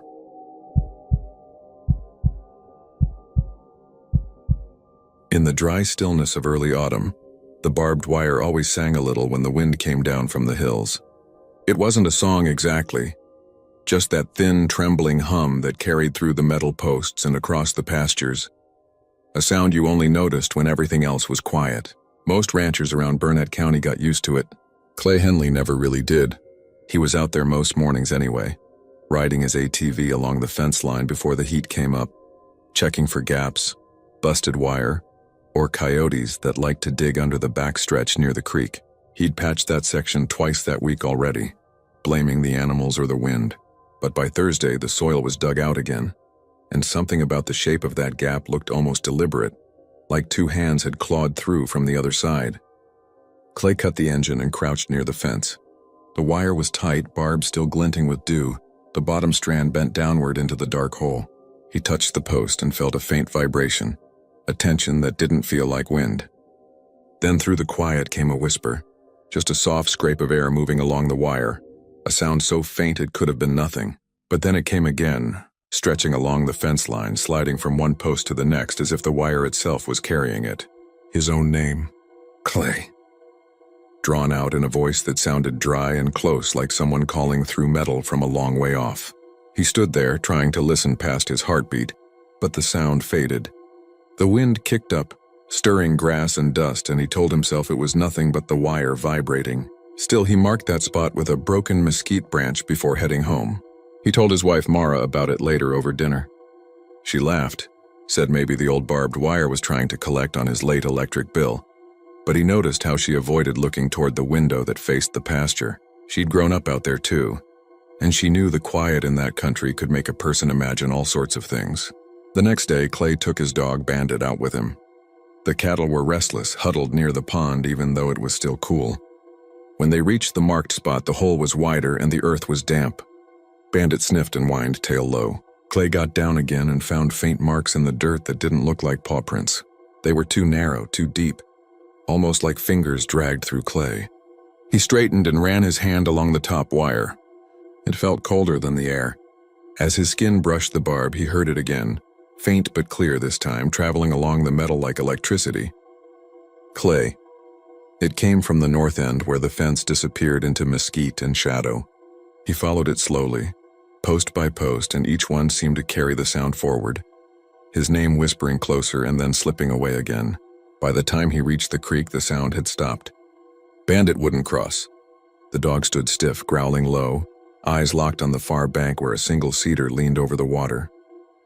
Clay took a step forward, and that's when he saw it. A scrap of blue fabric caught on the wire, fluttering lightly. It looked old, sun-bleached like denim. He pulled it free and realized it was the corner of a shirt sleeve, torn clean. The edges were frayed, but there was something darker soaked into it. A stain that looked almost black in the low light. He pocketed it, told himself it was probably from some ranch hand who'd cut through years ago, though he couldn't shake the thought that he hadn't hired anyone in months. That night the wind came hard across the hills, rattling the windows. Clay lay awake, listening to the creak of the house and the faint ticking of the barbed wire outside. Around 2 in the morning, Bandit started barking, sharp and high-pitched. Clay grabbed his flashlight and went to the back door. The beam cut across the field, catching dust in the air, and the dog stood at the fence line, hair bristled. Then just for a second, Clay thought he saw the wire move, like something heavy had brushed along it, setting every strand trembling. He heard his name again, closer this time, the sound rippling through the fence posts like a current. Clay. It wasn't wind. It had a rhythm, a breath between the letters like a mouth forming the word. He shouted, "Who's out there?" The sound died against the open field. Bandit barked harder, lunging toward the fence until something yanked him back. The leash had wrapped around the post and the dog yelped, twisting to get free. Clay hurried forward, but the flashlight flickered, dimmed, and went out. In that half-dark, he could still hear the whisper, but now it came from both directions. His name rolling along the wire from the north and the south, meeting right where he stood. He dropped the light and ran back inside, locking the door behind him. Mara found him at the kitchen table, pale and shaking, mud still on his boots. He told her what happened, every word, but she didn't say much. Just pressed her lips together and asked if he'd been drinking. By morning, the fence was still. He checked the line again, but the section near the creek was caked with new mud, and the hole was deeper. Bandit refused to go near it. Clay followed the line all the way to the far boundary where the old Fincher ranch started, abandoned for 20 years. At the edge of the property, the wire was broken, strands curled back like something had melted them. Beyond that point, he saw a depression in the grass, a long, narrow trail running straight toward an overgrown windmill. He stood there a long time, the sun high and harsh, until he noticed the smell. Not rot exactly, but metallic like wet iron. He went back that evening with his truck headlights aimed at the fence. The light gleamed on the wire, and for a moment it looked like a line of silver veins running through the dark. He called out, "You can quit calling my name. I hear you." Nothing answered. Then faintly, the nearest wire quivered and the sound returned. Only this time it wasn't his name. It was Mara's. The whisper carried down the line in that same slow wave, post to post, until it reached him and faded into silence. He turned and ran for the house. When he burst through the door, the lights were off and the air felt charged. He called for Mara, but there was no answer. The back door was open, screen tapping lightly against the frame. He grabbed his rifle and stepped onto the porch. The night was perfectly still. Then he heard it again. His name, her name, fading and returning, moving back and forth along the wire, like something crawling inside it. He followed it halfway down the pasture before realizing the sound wasn't outside anymore. It was coming from the metal posts themselves, the vibration humming through the ground under his boots. The rifle slipped from his hands as he leaned down and pressed his ear to the nearest post. For a second he heard breathing. Then faintly someone whispered, "Help me." He yanked back and ran toward the creek. The hole was wider now, like a burrow, edges slick and fresh. Something moved in there just out of sight, shifting the soil. He called Mara's name again, and the whisper that came back wasn't hers. It was his own voice, but twisted, hollow, repeating the same word over and over until it broke into laughter that crackled like static along the wire. By morning, the ATV sat idling near the fence, headlights still on. Bandit was gone. The sheriff found the ground torn up where the fence bent low, and one of the posts had been pulled nearly out of the earth. They never found Clay, but neighbors said that when the wind died down some nights, you could hear a voice carrying through the wire, first a whisper, then two, calling each other's names in the dark, traveling from one end of the pasture to the other, never stopping.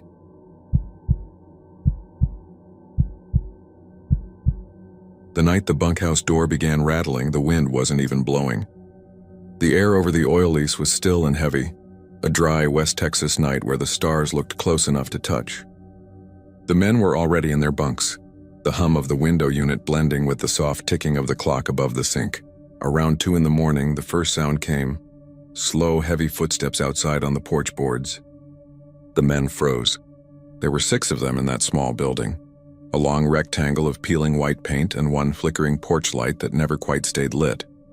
Everyone heard it. The steps were deliberate, measured like someone pacing just outside the door, the boards creaking in rhythm. One of the workers, a man named Denny, whispered to kill the light. Another, Rico, pulled his boots halfway on. Nobody moved for a minute, all straining their ears toward the door. Then came the sound of something heavy dragging just beyond the threshold like a chain being pulled across dirt. Rico opened the curtain a slit, expecting to see the outline of boots or maybe the shadow of the night guard making rounds. But there was nothing. Just the empty porch and the single fly circling the porch bulb. The sound stopped after that, and the bunkhouse fell silent again except for the deep breathing of men pretending to sleep. By morning, nobody wanted to talk about it. It was one of those things that happen out there in the oil fields, the kind of thing you shrug off with coffee and a cigarette before sunrise. But when they stepped outside, the first thing they saw were the prints. Not boot prints, hoof prints, big ones. They circled the entire bunkhouse, neat as if someone had led a horse around and around it all night long. Except there were no drag marks, no uneven spacing, and the dirt was soft enough that a real horse would have left deeper impressions. Rico crouched and touched one. The edges were sharp, the print clean, not wind-worn or old. Denny said maybe one of the rancher's horses got loose, but there were no fences nearby, and the foreman said the nearest stable was 8 miles out. Someone else joked that maybe it was a prank, but no one laughed. They all went quiet when they noticed the spacing of the prints, too close together for a walking horse, too wide for a man to have faked it. And at the back of the building, right beneath the only window that never closed properly, the print stopped altogether, ending in a deep indentation like something had stood still there for a long while. That day passed hot and miserable, the pump jacks creaking under the sun, the air thick with diesel and dust. Nobody mentioned the hoof prints again until night came. Around 9 after supper, Denny nailed a strip of 2x4 across the bunkhouse door, said he didn't care if it looked stupid. He wasn't letting some animal come sniffing around again. The men laughed then, a little too loud, trying to wash away their unease. The generator hummed, the coffee pot burbled, and eventually they turned in. At exactly 2:13 a.m., the sound came again. Not boots this time. Something heavier hitting the porch boards with a slow, deliberate thud. 1, 2, pause 3. Like someone or something was walking on 2 legs, not 4. The men froze. Then came the scrape again, a long metallic drag across the dirt. Rico swore under his breath. He grabbed the shotgun from above the door, but when he reached the window, the curtain twitched as if from a draft. and every hair on his arm stood up. He looked through the gap and saw nothing but dark. Not even the porch light glowed anymore. Just the faint shape of the door shifting, wood flexing as if under pressure. The sound grew closer and then came 3 hard knocks. The kind that don't come from a hand. Something hit the door like a hoof, solid and heavy. Rico shouted and fired through the top panel. The blast shook the room and filled it with the stink of gunpowder. The echo faded into the emptiness outside. Nobody dared move for nearly 5 minutes. When they finally opened the door at dawn, there was no damage. No hole, no splintered wood. Not even the shell casing from the night before. But the hoofprints were back, circling again, pressed into the same soil, deeper this time. The foreman came out when he heard the shouting, looked around, and told them to quit screwing around before he fired the whole lot. He said he'd call the sheriff if they kept it up. Nobody answered. That afternoon, they checked the security cameras the company had put up months earlier to monitor tool theft. The camera facing the bunkhouse door had gone dark at exactly 2:11 a.m., flickered once at 2:13, and then showed static until sunrise. The rest of the cameras worked fine. Rico said he was done. He packed his duffel and got a ride out with the supply truck before nightfall. By midnight, only 5 men were left. They heard the pacing again. Slow, circling, never stopping. The door handle rattled once and a smell seeped in through the cracks in the floorboards, something metallic and rotten. Denny prayed out loud. Someone else said to open the window and yell, "Scare it off," but when the youngest hand did, his words stopped mid-sentence. He leaned forward as if listening to something no one else could hear. Then he backed away from the window, pale, eyes wide, whispering that there was a face looking back at him. When they finally got him talking, all he said was that it wasn't a man. The foreman drove out the next morning, furious. He stomped through the dirt and cursed at the men, but his voice broke when he saw the prints for himself. They were no longer just circling the bunkhouse. They led away from it now, up the road, and then simply ended, as if whatever made them had vanished mid-step. The sheriff came out too, took pictures, asked questions, checked for evidence of hoaxes or vehicles, but he found nothing. He said it was probably a wild horse and left it at that, but his deputy kept staring at the ground, quiet, before finally saying those weren't horse tracks. They were too uniform, too precise, and the weight distribution was wrong. The sheriff told him to shut up and get in the truck. That night, Denny refused to sleep. He sat in a chair facing the door with the shotgun across his lap, waiting. The others dozed fitfully, too exhausted to stay awake.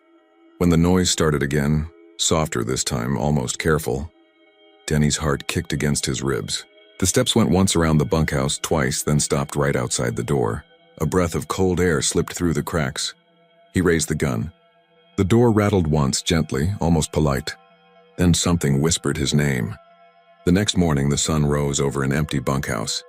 The foreman found the place quiet, coffee still in the pot, boots by the beds. Every man gone. Only one thing remained.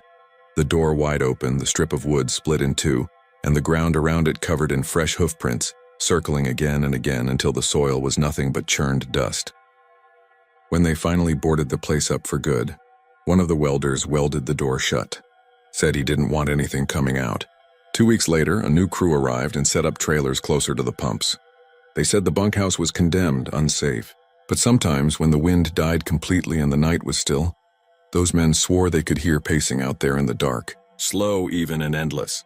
Like heavy boots walking in circles, never stopping, waiting for someone to open the door again.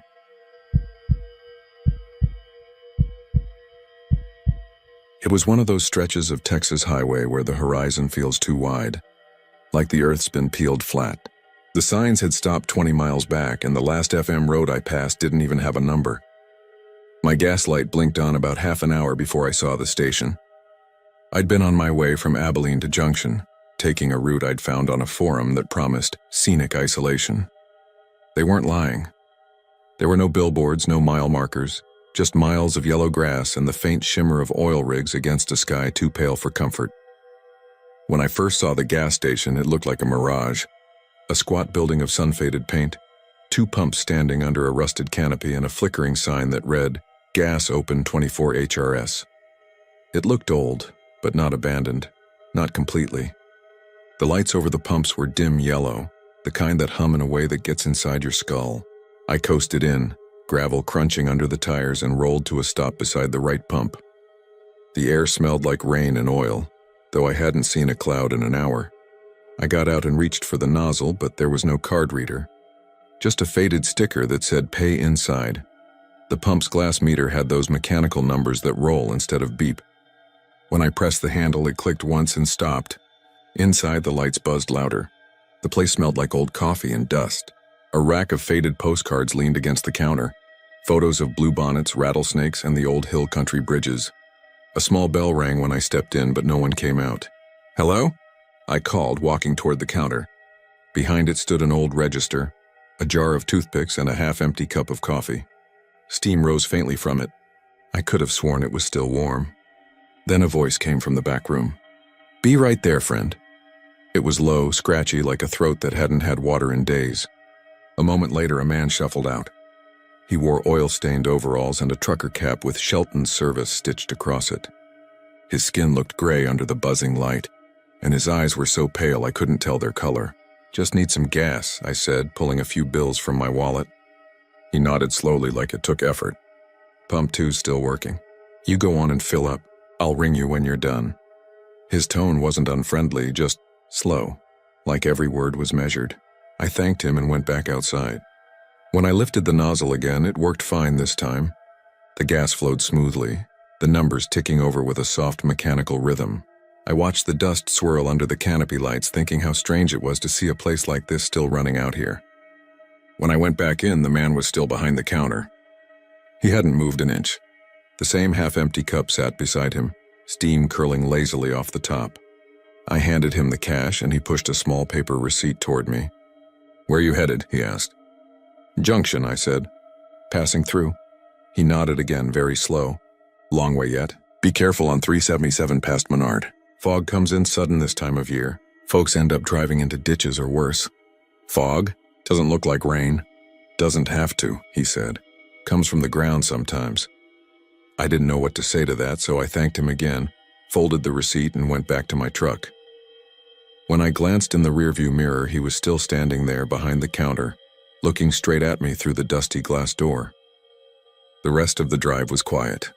No fog, no cars, just that endless road. I kept thinking about how the man had said fog comes from the ground. It sounded like something an old-timer would say after seeing something he couldn't explain. By the time I hit Junction, it was just after dark. I stopped at a diner for a burger, sitting at the counter while the waitress poured coffee for a couple of local guys arguing about high school football.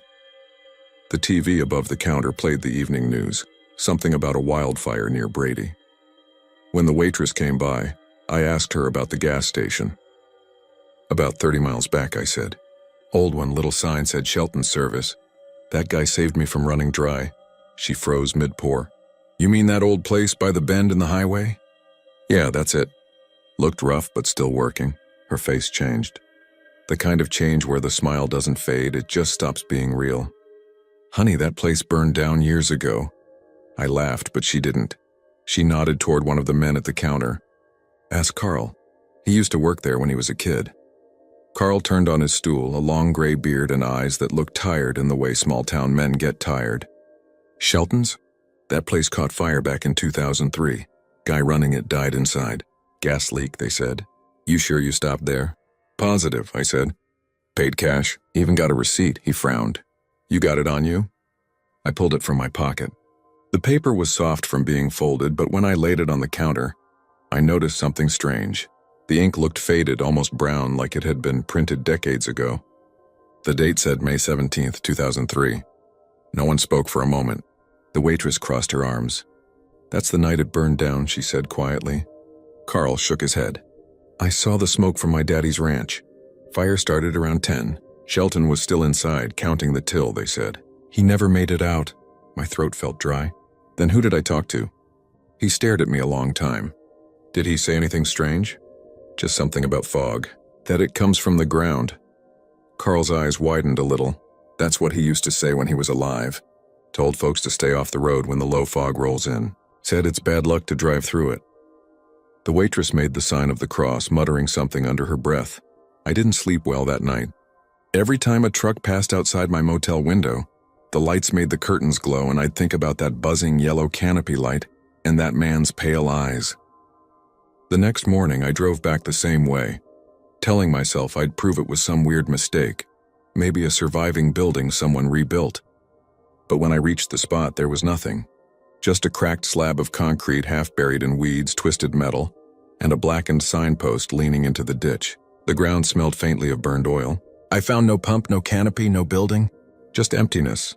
As I turned to leave, a faint breeze kicked up dust across the road. It swirled in a low spiral and hung there for a second before drifting off toward the horizon. I got back in my truck, shaking, and started the engine. When I reached into my pocket for my sunglasses, I brushed against something rough.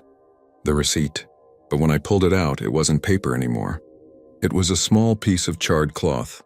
The words almost gone except for one faint line near the bottom where the register tape had burned unevenly. Thank you, friend. Drive safe in the fog. I let it fall onto the passenger seat, but when I looked again a moment later, it was gone. Just a faint smear of ash where it had landed. That night, as I drove toward Junction again, the air began to cool and the world ahead dimmed to gray.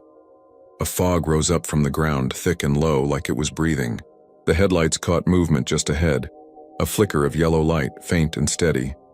It looked like a gas station sign.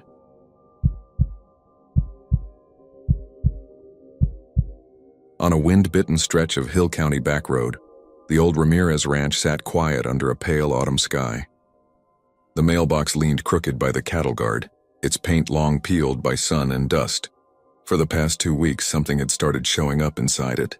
Polaroid photographs, always one at a time, slipped in sometime after dusk. The first one showed a dirt road, flat, empty, stretching into the horizon. Nothing unusual except the light. It was that sickly golden hour color, but off somehow too dim, as if the sun itself were struggling to stay above the hills. Clint Ramirez didn't think much of it that morning. He was retired, lived alone, and the road past his place saw more armadillos than people, probably kids messing around, he told himself, and tossed the picture on the counter next to the bills. But when he checked the mail the next day, there was another one.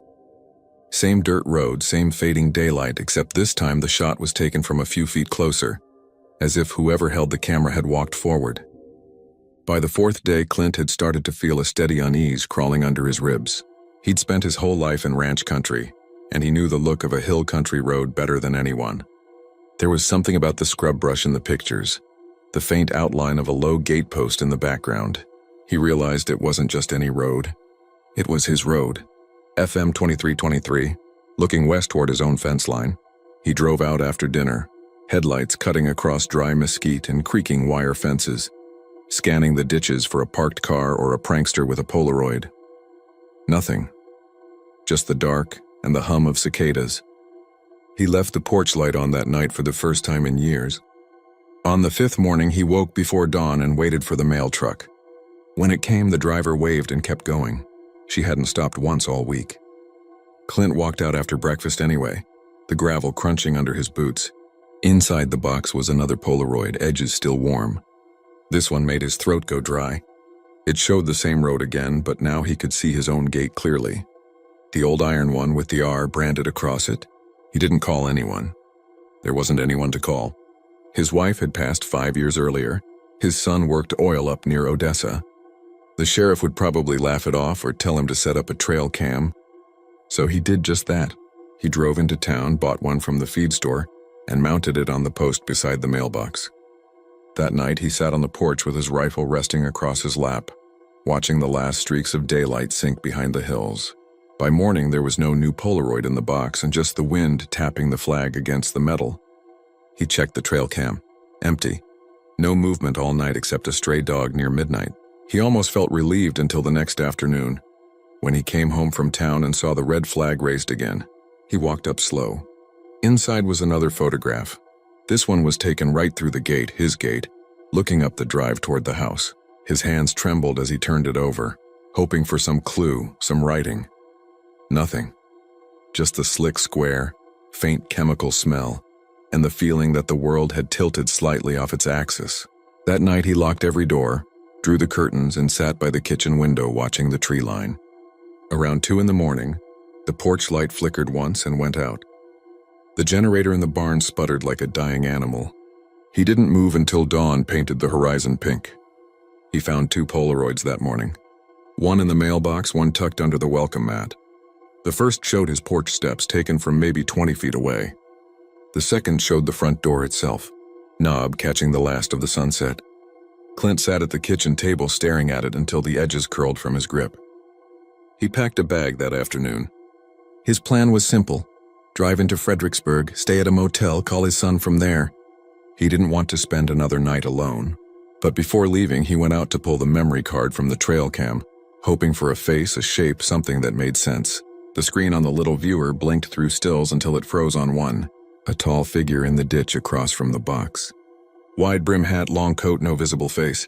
The timestamp read 6:42 p.m. right before sunset. A minute later, the next frame was blank. He locked the truck, double-checked the windows, and walked back toward the house. That's when he saw something on the ground just inside the gate. Another Polaroid, half buried in dust. He lifted it carefully. The photo was darker than the others, taken at twilight. His truck sat in the drive, tailgate down, driver's door open. The picture was new, impossibly new. It was taken just minutes before he found it. He felt eyes on him then. From the tree line maybe, or the pasture, or somewhere he couldn't place. He backed toward the house, the Polaroid trembling between his fingers. The wind picked up, carrying the faint smell of rain or maybe just dust. He locked himself inside and waited with the rifle near the window again. Nothing moved, not even the windmill. Sometime after midnight, there was a soft metallic clink outside, like a mailbox closing. He didn't move, didn't breathe. The night pressed in on him until the shadows swallowed the clock hands and time stopped meaning anything at all. When morning came, he stepped outside, heart pounding, and crossed the yard. The mailbox hung open. Inside, a single Polaroid. It showed his front porch at dawn, the door cracked open. His breath hitched. The photograph had been taken from inside the house, looking out. The sheriff found the place a week later after Clint's son called in a welfare check. The doors were locked from the inside, lights still on, coffee pot half full. No sign of struggle, no sign of Clint. Just a pile of Polaroids scattered across the kitchen table. The last one in the stack showed a dirt road at dusk, empty again, stretching toward the horizon. Except this time, just barely visible in the far distance, was a figure walking away. Wide brim hat, long coat, head turned toward the camera.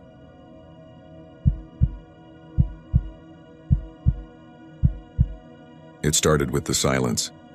Hank Tully had owned dogs all his life, but none as loyal as Buster. The old blue heeler had been with him since the day Hank's wife passed nearly 9 years back, and in all that time the dog had never once failed to bark at something that didn't belong. Coyotes, trespassers, the mailman, didn't matter. Buster barked loud and deep until Hank came out to see what it was. But around the second week of August, the dog just stopped. At first, Hank figured it was the heat. The hill country summers were brutal, and the air shimmered like glass by noon. Maybe Buster was just worn out, too tired to raise a fuss. But then Hank noticed the dog would stand by the back porch every evening around the same time, facing the pasture fence. He wouldn't growl, wouldn't whine. He'd just stare, tail tucked between his legs, every muscle locked, as if something on the far side of that fence had its eyes on him. Hank would follow his gaze, but there was never anything there. Just the dying light sliding over the mesquite trees and the low hum of cicadas. He'd call the dog, maybe toss him a biscuit, but Buster wouldn't move until full dark came. When it did, he'd slink into the house without a sound. By the third night, Hank started to feel it too. That prickle along the skin like the moment before lightning strikes. He stood beside the dog one evening, watching the field as the sun melted behind the ridge. He told himself it was just an old man's imagination, but the quiet pressed against his ears in a way that felt wrong. The crickets had gone still. The air itself seemed to hold its breath. And then just for a second, he thought he saw movement in the tall grass beyond the fence. Something pale, low to the ground like the curve of a shoulder or a back before it sank away again. He stepped forward, hand on the flashlight at his belt. "Who's out there?" he called, his voice steady but his gut tightening. Nothing. The beam from his light swung across the grass, catching only the shimmer of heat and a few dust motes hanging in the air. He turned to Buster, but the dog had already backed up to the porch steps, eyes wide, refusing to go any closer. That was when Hank noticed the smell, a faint, sour odor like spoiled meat carried on the wind. The next morning he checked the fence line. No prints, no fur caught in the wire, not even a sign of digging. Just a few of the lower strands bent as though something heavy had leaned against them. He tightened the posts and went back inside, uneasy. By that evening, the smell returned, stronger this time. It clung to his shirt and hair when he went out to lock the chicken coop. The dog followed him halfway, then stopped again near the porch, whining low in his throat. Hank shone his light across the pasture, and for a heartbeat he could have sworn he saw two glints like eyes catching the beam, too far apart for a coyote, too level for a person crouching. He shouted again, voice echoing off the barn, but the eyes vanished as soon as he spoke. He didn't sleep much that night. Around 3 a.m, Buster began pacing the living room, nails clicking on the wood floor, letting out a soft whine. Hank sat up in bed, listening. Then came a sound outside, soft, dragging steps on gravel, moving slow, deliberate, like something testing its weight. He reached for the shotgun by the bed, heart thudding. When he stepped onto the porch, the motion light flicked on, but the yard was empty. The air stank of rot. He stayed up until sunrise, sitting on the porch with the gun across his knees. When dawn came, he saw something new. Deep prints along the drive, not boot tracks or paws, but something broad and uneven, like someone walking barefoot through mud that wasn't there. He followed them halfway to the gate before they just stopped mid-stride in the dust. Hank told himself he was being foolish. He cleaned the shotgun, checked the locks, and told Buster everything was fine. But by that night, the smell returned again, drifting from the pasture, stronger than before. It wasn't dead animal strong. It was wet earth, mold, and something else beneath it, like rusted iron. Buster crouched by the window, teeth showing in a silent snarl, but he wouldn't bark. That was the worst part. Whatever it was, it had scared the bark out of him. On the 5th night, Hank decided to end it. He loaded the truck, set a spotlight on the rack, and parked by the fence before sundown. The dog sat beside him in the cab, trembling. The sun went down slow, and as the last of the orange light drained from the hills, the smell rolled in like fog. Hank gripped the wheel tighter, eyes fixed on the fence line. Something moved. Not quick, just a shape easing between the mesquite trees, pale against the dark. The beam from his spotlight found it for half a second, and Hank's breath caught. It wasn't an animal. It stood upright, bare, skin the color of bone dust, long arms hanging almost to its knees. Its head tilted in the light, eyes catching the reflection with a dull animal sheen. Then it slipped back into the dark before Hank could even raise his gun. Buster whimpered. Hank sat frozen for a moment, the light shaking in his hand. He swung the beam across the field again, but it was gone. He turned the key in the ignition, meaning to back out, but the engine sputtered and died. The headlights flickered once, then went black. He heard it breathing, slow and deep, just beyond the glass. The window beside him darkened as if something stood inches away. Hank didn't dare move. The air felt thick and his ears filled with a low hum, almost like a vibration running through the truck frame. Then came a whisper. No words, just a sound, soft as wind through wire. Buster snapped. The dog lunged at the window, teeth bared, barking again for the first time in days. The sound broke whatever trance Hank was in. He jammed the key and the engine roared to life. The headlights burst on, catching nothing but the empty fence. The smell vanished. The air cleared. He drove back to the house without looking back. That night, Buster slept by the door, restless. When Hank woke at dawn, the dog was gone. The front door was ajar, the latch splintered as though forced from the inside. He followed the prints into the field, calling until his throat burned, but there was nothing. Just the quiet. He found Buster 2 days later near the fence line. The dog was lying in the shade of a mesquite tree, eyes open but glassy, no sign of struggle or blood. Just stillness. The grass around him was pressed flat in a wide circle, as though something heavy had stood there a long time. Hank buried him by the barn and didn't speak a word about it to anyone. For weeks after, the night stayed quiet. The smell didn't come back, but every once in a while, around sundown, Hank would catch himself staring out across that same field, his skin tightening in the same old way. The cicadas would stop for just a beat too long, and he'd think he saw something shift in the far grass. A shimmer, a pale shoulder turning. He stopped trying to convince himself it's gone. The dog must have known long before he did, known that whatever was out there wasn't passing through. It was waiting, watching. And sometimes, late at night when the wind moves just right through the barbed wire, Hank swears he hears it again. That same whisper, low and patient, carrying across the pasture like a voice calling his name.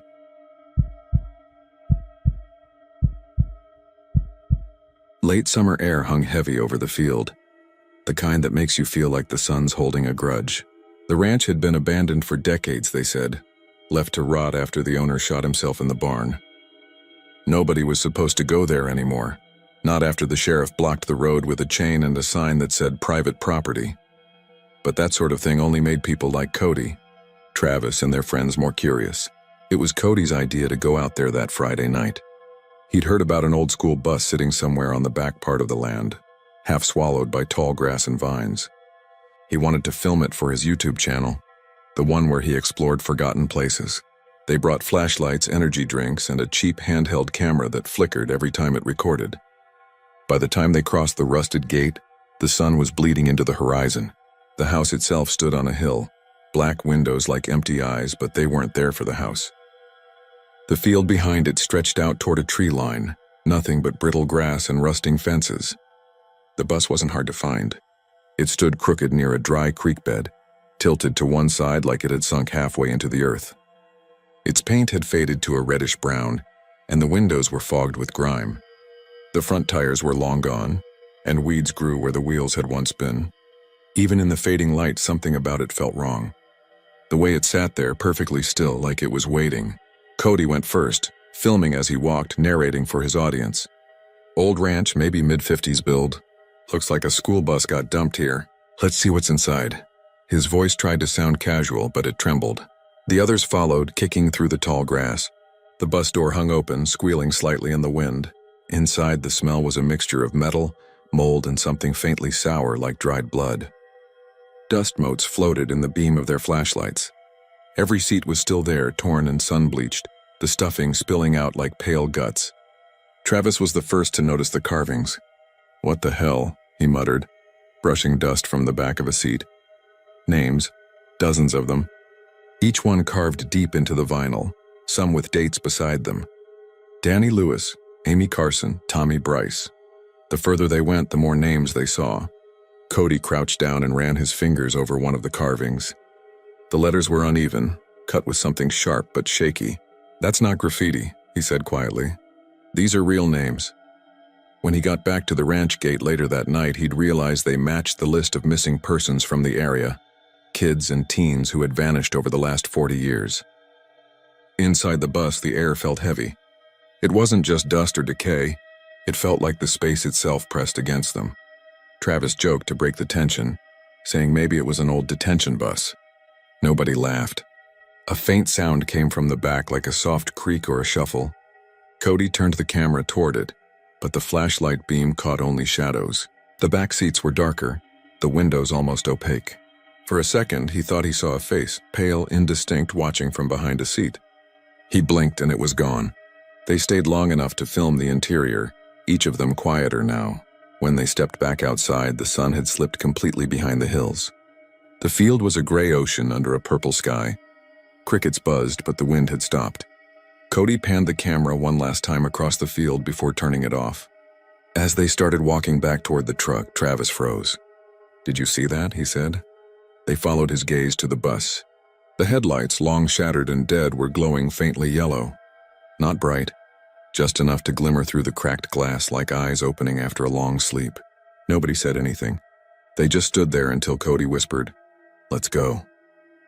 They didn't run, not at first, but every step felt slower, heavier. When they reached the truck, the headlights on the bus blinked out, leaving only the dark field behind. Back in town, they told themselves it was some trick of the light, or maybe Cody's flashlight reflecting weird. But when Cody went home and started reviewing the footage, the unease returned. On the video, the bus looked darker, the shadows deeper. When the camera panned past the seats, he paused the frame. In the back row, between two seats, something pale and blurred leaned forward. Not dust, not light, a face, small, childlike, and wrong. He played it again, frame by frame, until the screen froze completely. Then his computer shut off. The next day, he tried to upload the footage from his phone. It wouldn't play. Only the audio came through, faintly distorted, soft scratching sounds like nails dragging on metal, then a single whisper that he couldn't make out. He deleted the file, thinking it was corrupted, but that night his phone vibrated at 3:07 a.m. When he checked, there was a new video in his gallery titled Ride. It was only 3 seconds long. The same bus, Headlights burning bright, doors open, then static. He deleted it again, but it came back each night, always at the same time. 2 days later, Travis stopped answering texts. His mother said he hadn't come home from work. The police found his truck parked near the ranch road, keys still inside.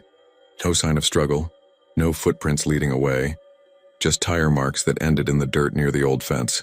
Cody didn't tell anyone what they'd seen. He just stopped sleeping, spending nights staring at his phone, waiting for the video to appear. Sometimes he thought he heard faint laughter through the speaker, before it went silent again. When the sheriff came by asking questions, Cody lied, said they'd never gone out there. The sheriff just looked at him, tired and wary, and said, "You shouldn't mess with that place. We found that bus in '92, hauled it out, buried it in the landfill. Don't know what you think you saw." Cody insisted it was still there, told him to drive out and check. The sheriff didn't argue. He only said, "If it's there again, leave it alone." Cody didn't listen. He went back one last time just before dawn, camera in hand. The field looked empty, flat except for the outline of the creek bed. But as he got closer, he saw the bus again, just where it had been before. No tracks leading to it, no sign it had been moved. He climbed the steps, trembling. Inside, the air was thick with heat and the smell of rust. The seats were there, names carved just as before, except now there was one more. Fresh, sharp-edged near the front. Travis Lane. The vinyl around it was still damp, as if the knife had just come away. He stumbled back, dropping the camera. From the rear of the bus came a sound. Soft at first, like breathing. Then a whisper of movement, shuffling footsteps down the narrow aisle. Cody didn't look back. He jumped off the steps and ran through the field, hearing the slow, steady thud of footsteps behind him, too heavy to belong to a child. By the time he reached the truck, the first light of morning was spreading across the horizon. He drove until his hands stopped shaking. They found his truck 2 weeks later, engine running, driver's door open. The seat was empty except for a folded map of the county. In the margin, written in red ink, were 4 words. "I took the last ride." The sheriff who found it swore he could hear a faint echo across the field when the wind blew from the west, something metallic creaking, like old hinges or a swinging door. Sometimes, on still nights, locals say you can see faint yellow lights glowing on the horizon where the ranch used to be. And if you walk close enough through the tall grass and dry weeds, you can still find the bus. Half buried again, the door open, the seats waiting. Every name is there, carved deep into the vinyl. Everyone except one. The front seat, left side, has space for just a single name. The letters started but unfinished. Cody, and then nothing. The knife must have slipped, or maybe he never got the chance to finish.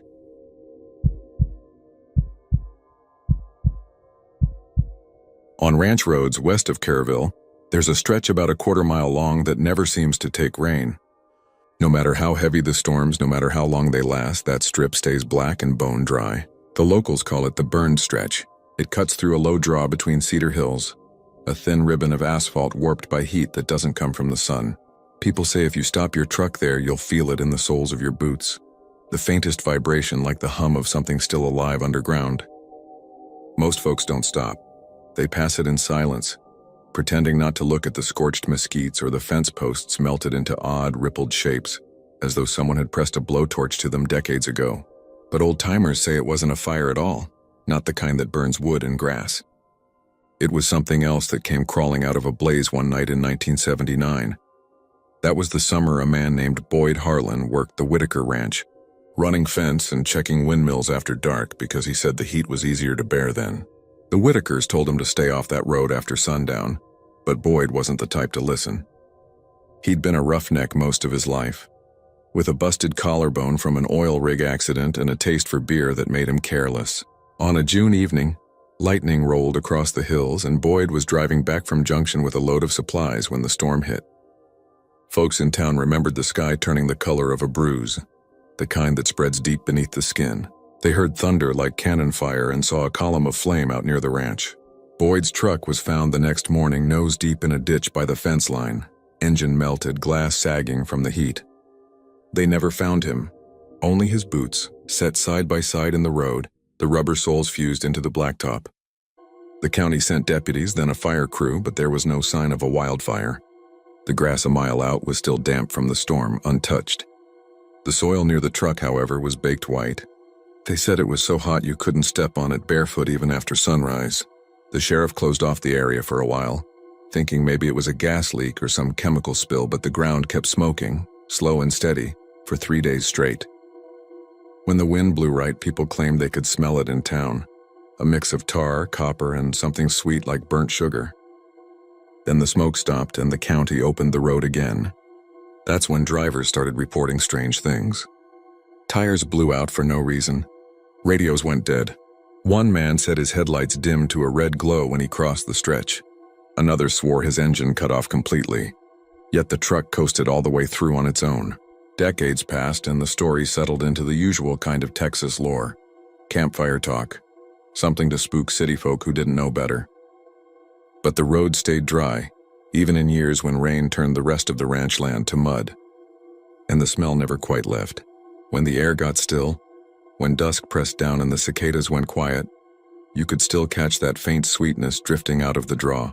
I came across the burned stretch in 2017 while mapping old service routes for a road crew. The county wanted to reroute a fiber line, and my job was to check terrain elevation and soil stability. I'd heard the stories before, of course, but I figured they were just that, stories. The first thing I noticed when I parked near mile marker 12 was the temperature. It was 92 that day, but standing on the blacktop felt like being in front of an open oven. My infrared reader clocked the surface at 143 degrees. I knelt down and ran my hand just above it, and even through my gloves I could feel a low pulsing under the tar. Not mechanical, not rhythmic like an engine. It was irregular, organic, like the faint tremor of something breathing in sleep. I told myself it was heat expansion, nothing more. We laid markers along the shoulders, hammered steel rods into the soil. Every rod we drove started to warm in minutes, too warm to touch. My partner, Raul, said it was because the blacktop absorbed light differently, some chemical makeup in the tar. He was a practical man, born in San Angelo, not one for ghost talk.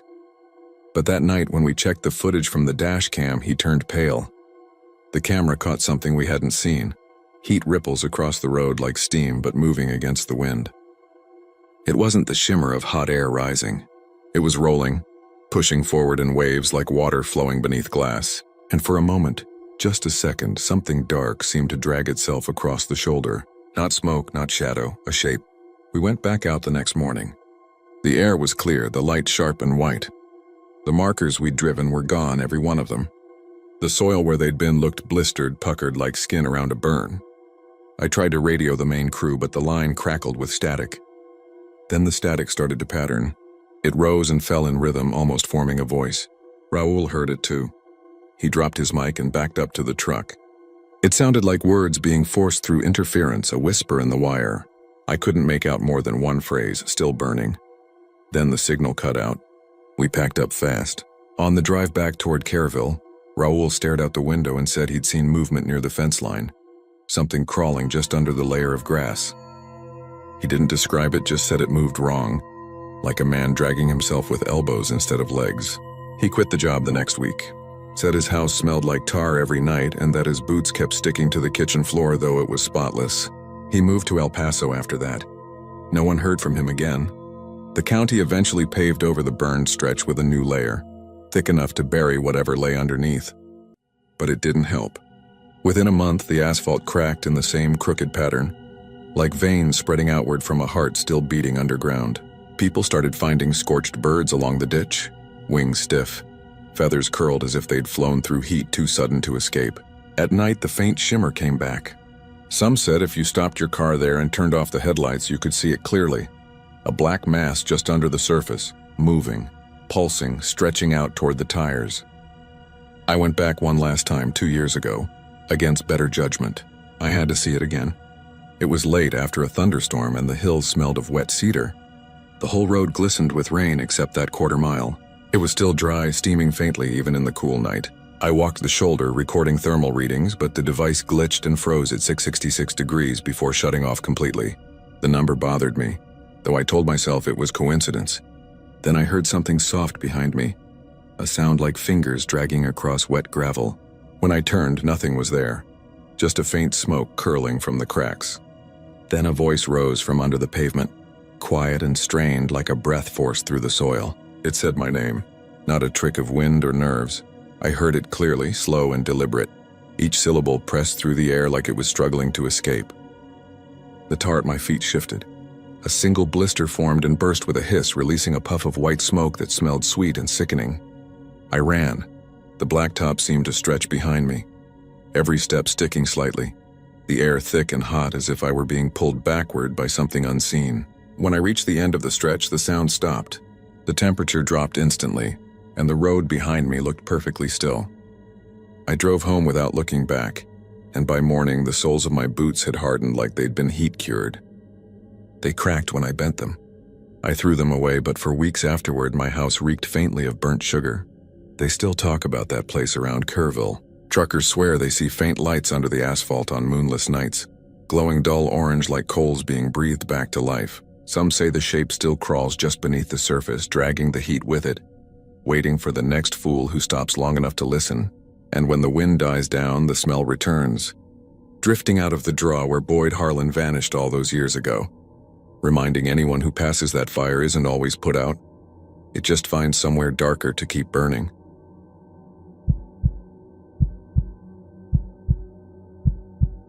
I was hired on a Tuesday in late August when the mesquites were still throwing their thin shadows like spider legs across the ranch road, and the only breeze came off the limestone cuts where the county had shaved the hills 50 years ago. My name is Jack Nolan, and I make my living with tape and transit and laser, which is to say I do the work that turns land into lines. It was an old property west of Junction, 3,000 acres of cedar and live oak and dry creek beds that only ran when the sky came apart in late spring. The owner was a man named Burris who had bought it off an oil widow, and he wanted a modern survey with GPS control points and a clean legal description. He wore a hat like a lid and had the kind of handshake that tries to make a point. He told me to ignore the stories his foreman might tell because ranch hands were like fishermen, always measuring in lies. I told him I worked by benchmarks and corners, and he nodded as if I had said something about faith. I drove out the same day because money feels bigger when you're moving toward it, and because the hill country has a way of asking you to look at it. The first thing I noticed was the quiet.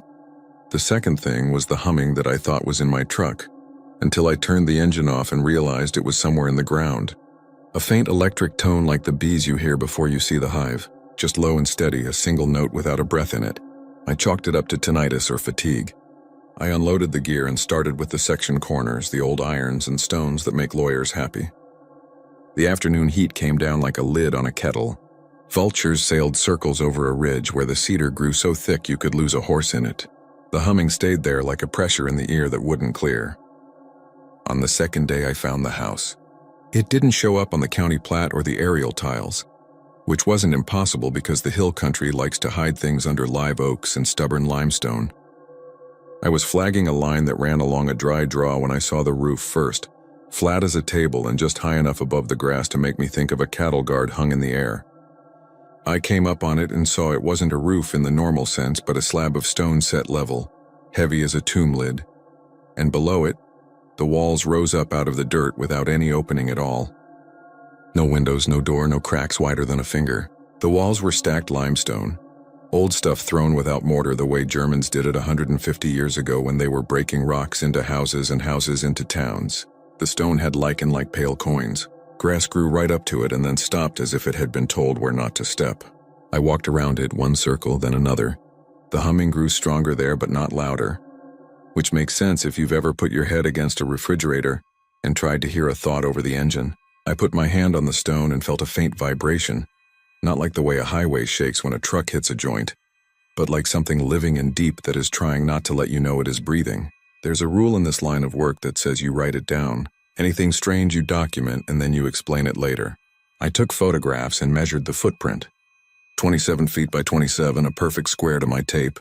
The slab roof was 3 stones across and 3 stones deep. Each stone roughly 9 feet by 9 feet, which any mason will tell you is not just heavy. It is impossible unless you had wheels the size of barns and oxen that could take an order in Latin. I marked its position with a stake and a tag that read, House Unknown. When I put the stake in the ground, the humming changed for a second, like a singer swallowing, and I could feel that small change through the metal. I told myself it was nonsense. I told myself it was geology. There are caves everywhere under this country, karst limestone riddled by water and time, and you can stand in the wrong place and hear the earth's throat. I stood there anyway and listened until I started to wonder if I was hearing it with my ears or with my teeth. The foreman found me an hour later. He was a thin man named Tate with a sunburnt neck and a way of squinting that made you think he was remembering a joke he didn't dare tell. He said Mr. Burris liked the work fast, but found also meant found. And if I got into the kind of found that lives in stories, I ought to let him know, so he could send the hands somewhere else for a day. I showed him the house with no windows and no doors and watched his face try to decide how to arrange itself. He said he'd seen it once when he was 16, and his father was running cattle up here for a man with guns in his safe and Bibles on his table. Back then they called it the plug. I asked him why, and he said because it was what kept things in. Then he laughed and said he meant water, a sinkhole maybe. It wasn't that funny, and the laugh sounded like something he had taught himself, a skill he didn't use unless he had to. He said the older hands wouldn't camp within a quarter mile of it, and the fence lines had always been bent around it even when barbed wire first came through like a new religion. He told me if I heard the ground singing, I should go drink water and find shade. Heat will make a choir out of anything, he said. That night I lay in the ranch bunkhouse where they put me and listened to the air conditioner struggle. In dreams I walked around the square of stone, always one step short of seeing a seam. On the third day I flew the drone because there's nothing as honest as a top-down map. The house took the sun like a hot stone and threw back a little halo you sometimes get when a thermal catches glass or polished metal. But there was no glass, and nothing to polish limestone that old. The drone's mic picked up the humming better than I could hear it on the ground. A clean single tone that made the waveforms on the tablet look like the printout for a lie detector taking testimony from a rock. I recorded a few passes and dropped pins. The humming didn't drift with the breeze. It didn't change from morning to midday. It didn't care if I was there or not. In the afternoon, I went down to Junction to pull courthouse records because if a thing that large had been built, somebody signed a paper and took a stamp, and if nobody had, then there was a different kind of story to tell. I spent 3 hours in an office that smelled like dust and carbon paper. There was a deed from 1881 that transferred part of the ranch to a church society that no longer exists. And in the margin of that deed, the clerk had written a note about a boundary anomaly near a stone enclosure. No other reference. I asked the clerk if she knew about the enclosure. She said there were old cemeteries all over. German baby graves marked with rocks, fevers come and gone. I told her this wasn't a cemetery unless the dead didn't need to come and go. She said then maybe it was Comanche work, and her face said she didn't really believe that but liked the way it moved the blame backwards in time. I went back to the bunkhouse as the sun dropped and the sky went wide and ridiculous with color the way it does out there, when the clouds stack like anvils. The humming was in my head all the way up the ranch road, and when I turned the engine off I realized it was in the dirt itself. On the fourth day I went alone before dawn. I didn't tell Tate because I didn't want another human voice between me and whatever the stone was willing to say. The grass was wet and cold at the ankles, the kind of damp that smells like crushed mint. The stars were gone, but the day hadn't stood up yet. I walked by the light of a headlamp, and the white arc of it made the world small and safe until something moved just outside it. I stopped and let the dark have my eyes back. A dozen deer stood motionless facing the same direction, all toward the square where the house sat. They didn't bolt.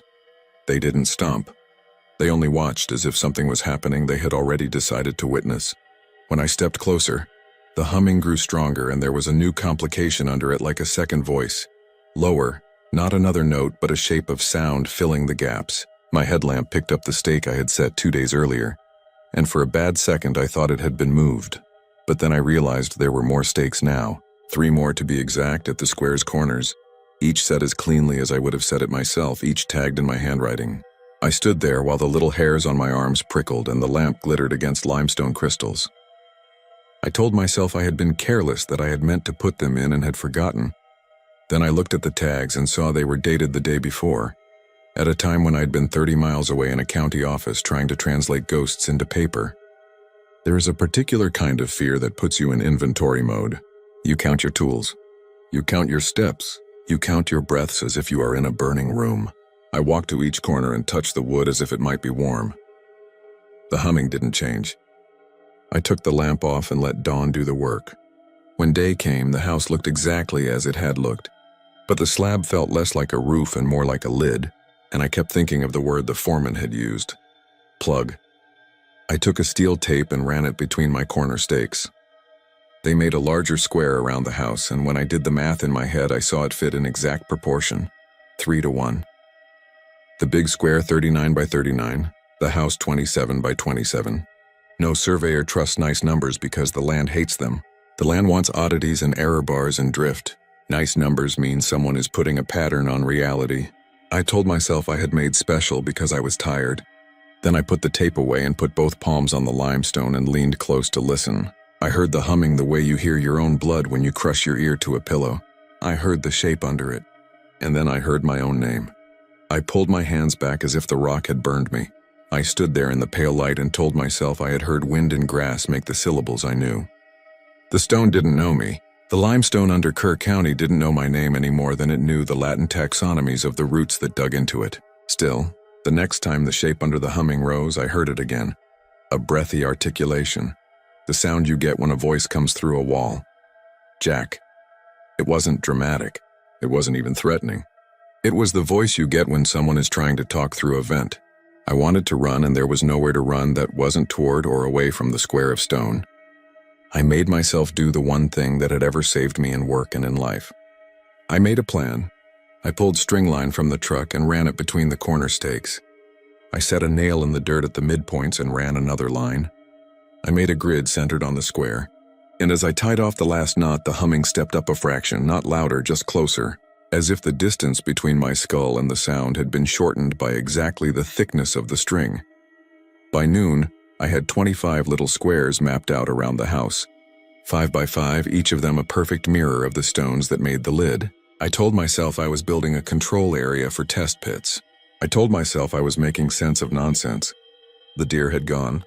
Something small moved in the grass and then didn't. The sun rode high and flattened everything. I ate a sandwich I barely tasted. When I stood up again, my head felt heavy, as if the air had thickened, and I realized the humming had become the kind of thing you don't notice until it stops. I took the shovel and cut down 6 inches in the center square.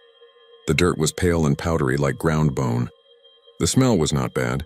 It had the old dry odor of a pantry. I hit stone, not limestone, but something darker. Basalt maybe, a thing this country shouldn't have unless it had been moved. I cleaned it with my glove and found a circle carved into it, just the hint of an incised line. The circle matched the house. The line matched my string. I stood up abruptly and the world tipped and came back. I told myself to drink water, and I did. Then I did what a man does when he feels a force he doesn't understand lean against him.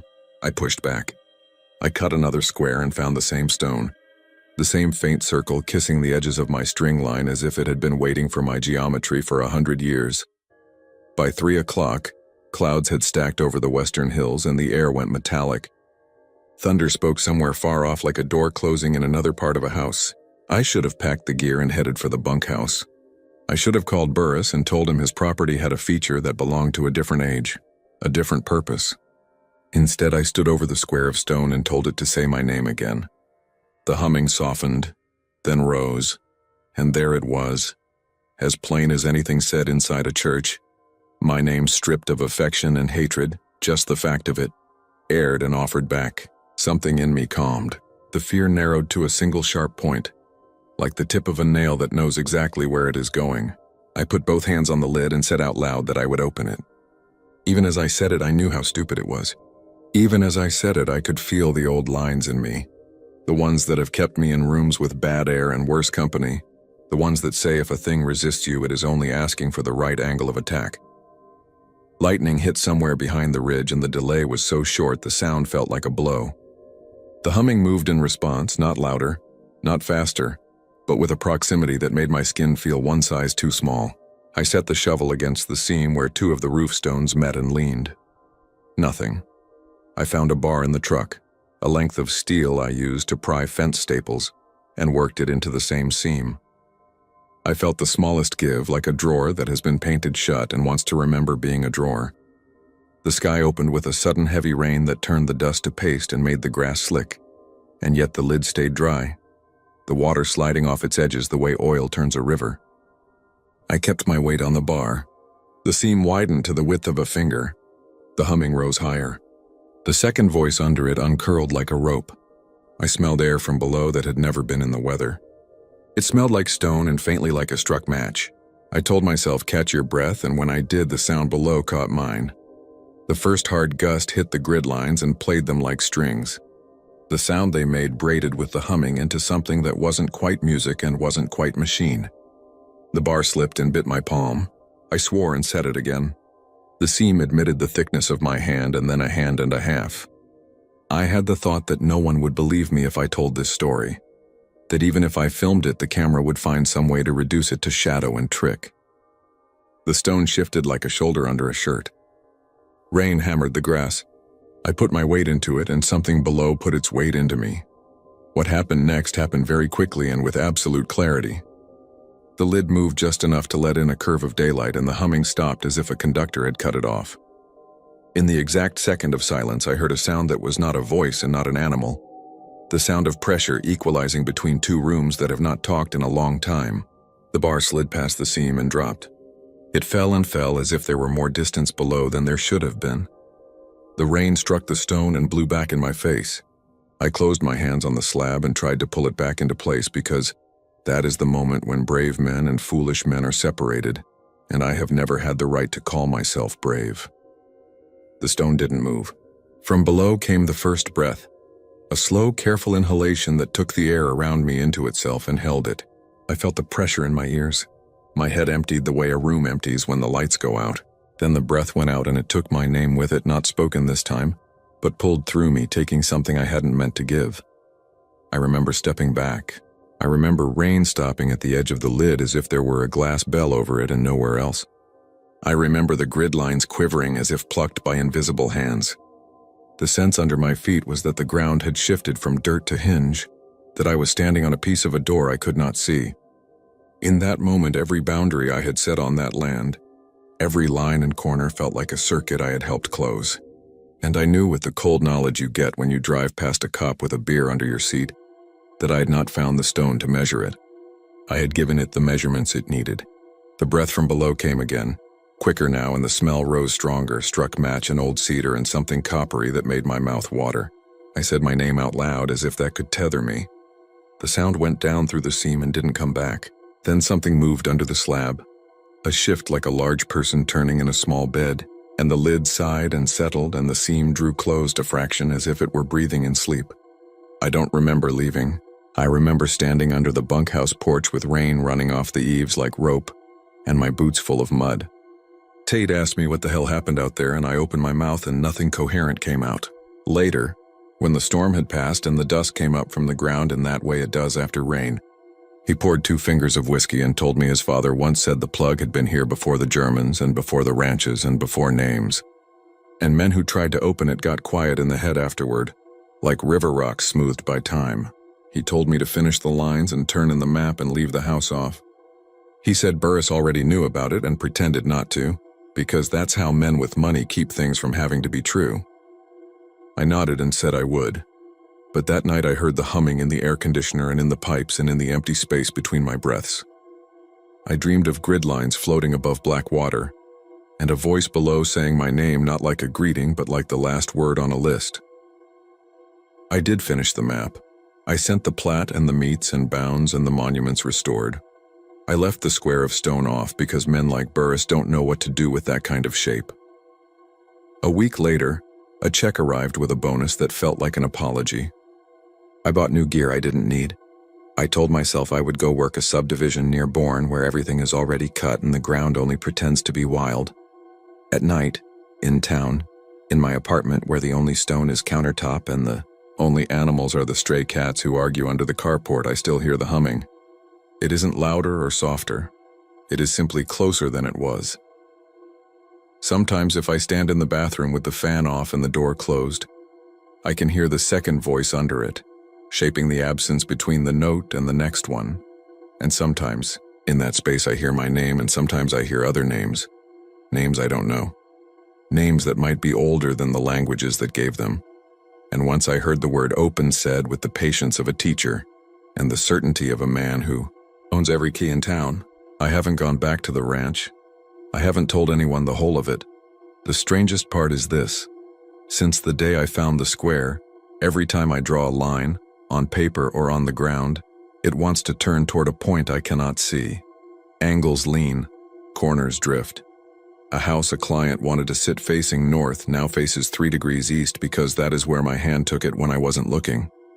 When I try to sleep, I picture the grid I built tightening a fraction at the corners the way a net tightens when a fish forgets what water is. You think you live above the ground, you think you make your marks and then go. But there are places where the ground has its own map, and we are only surveyors for it. Men who show up with bright flags and clean tape and give the earth the measurements. It needs to remember what it was arranged to become. If I do go back, it will be because the humming has moved from the walls to my bones, and the only way to quiet it will be to go stand on the lid and say my name, and listen to the breath below, say it back, and take the rest.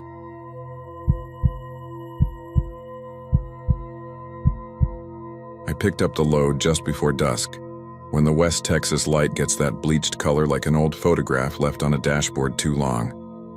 The dispatcher in Lubbock tapped the bill of lading against his clipboard and told me it was a straight shot south, palletized feed and a crate of gear bound for a farm supply outfit outside San Angelo. Nothing fancy, nothing overweight, no permits, just miles. I shrugged and said I could use the miles in the quiet.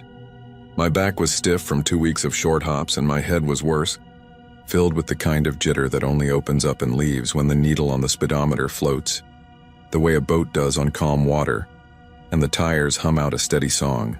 There are men who say they love their wives and kids and their houses and fishing or whatever it is. But some of us only really love the road, and we know it like the sound of our own names. That night the road loved me back at first. The air had cooled off after a hot day. The windmills out near Post turned their long pale arms against a blue that was going to black, and the field smells came clean through the vent glass. I set the cruise, settled my hands at 10 and 2 out of habit, and watched the numbers on the green mile markers go down. Maybe you don't count them. Maybe you like to let the road be mysterious. Me, I count. It started as a game when I was younger and trying to keep myself awake. If the odometer and time matched what the markers said, I knew I was in the pocket. If they were off, I checked the load straps at the next pull-off and looked for something rattling. There's a satisfaction in numbers that line up that a lot of folks don't understand. And it's a comfort on nights when there isn't another set of headlights for 4 exits and the radio gets nothing but distant prayer shows and ranch auction ads. That evening they were counting down smooth, 700 and change outside of Lubbock, steady fall towards 680. I told myself I'd stop for coffee near the old grain elevator, where they have the good pecan pie. I told myself I wouldn't think about the call I had ignored from my sister and the message from a number I didn't recognize. The highway gave me permission not to think. It does that for you until it doesn't. The first odd thing was a dead deer at the shoulder just beyond a bridge over a dry creek bed. I had seen a dozen that month, bloated in the heat or picked clean by vultures, but this one looked as if it had been laid down gentle, legs tucked and eyes open like it was waiting for a hand to smooth its ears. The second odd thing was a bandana tied to the reflector post about 20 yards past it. Faded red knotted so tight it made the plastic bow inward. Women sometimes tie ribbons for men lost at that stretch of road, or for boys who took curves stupid. And I've said a quiet prayer for strangers at more than one of them when the hour was late enough to soften me up. I said one that night too. By the time I finished it, there was a third oddity in the distance. A dot of yellow that grew into a road construction sign without any cones or blinky barrels to go with it. The sign said, "Be prepared to stop." I wasn't. There was nobody and nothing to stop for. Just the line of white reflectors like pins set up forever in a bowling alley nobody would roll down. The sign passed in the right mirror and the darkness swallowed it and the numbers kept ticking. 675, 674, 673. At 670, I felt the cab get cooler. Not a draft. More like stepping into a shadow that had weight to it. I reached for the thermostat and caught a reflection in the passenger window that made the skin between my shoulders draw tight. The kind of thing the body knows before the brain has a word for it. It was my own shoulder and ball cap and cheek, but beside it was an outline that bulged the dark in the glass like a bruise. I turned my head fast and saw nothing except the seat and the thermos and the paper bag, with the 2 BBQ brisket sandwiches wrapped in butcher paper. You know the way you watch a place, like your own kitchen, and see something out of place. But when you look for it, it's the same as ever. And yet it isn't because you can't let go of the first impression. That was the feeling. I laughed at myself in a low voice and said a line my old man used to say about the 6th hour of a haul. The hour when a man starts seeing things that ain't there and blaming them on God. The radio crackled and then bled into the voice of a woman reading out county names for a severe thunderstorm alert in counties far enough away to feel like another world. I didn't mind the sound. Even weather is company. I reached for the dial to nudge it louder, and the green marker flashed up in my headlights and it said 666. And I had that itch in the mind that tells you to look harder. So I checked my clock and the odometer and the notes in my head about where I should be. I passed it and said the number out loud like a man at a bingo hall says G49, half joking because I'm not superstitious except the way all drivers are a little superstitious.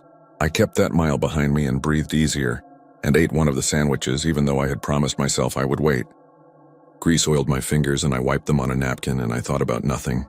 And the next green sign stood up out of the dark, and it said 6666 again. A trick of the eyes, I told myself. The stake set wrong. Farm roads will do that to you, and so will scraped ditches where the county crew has been digging.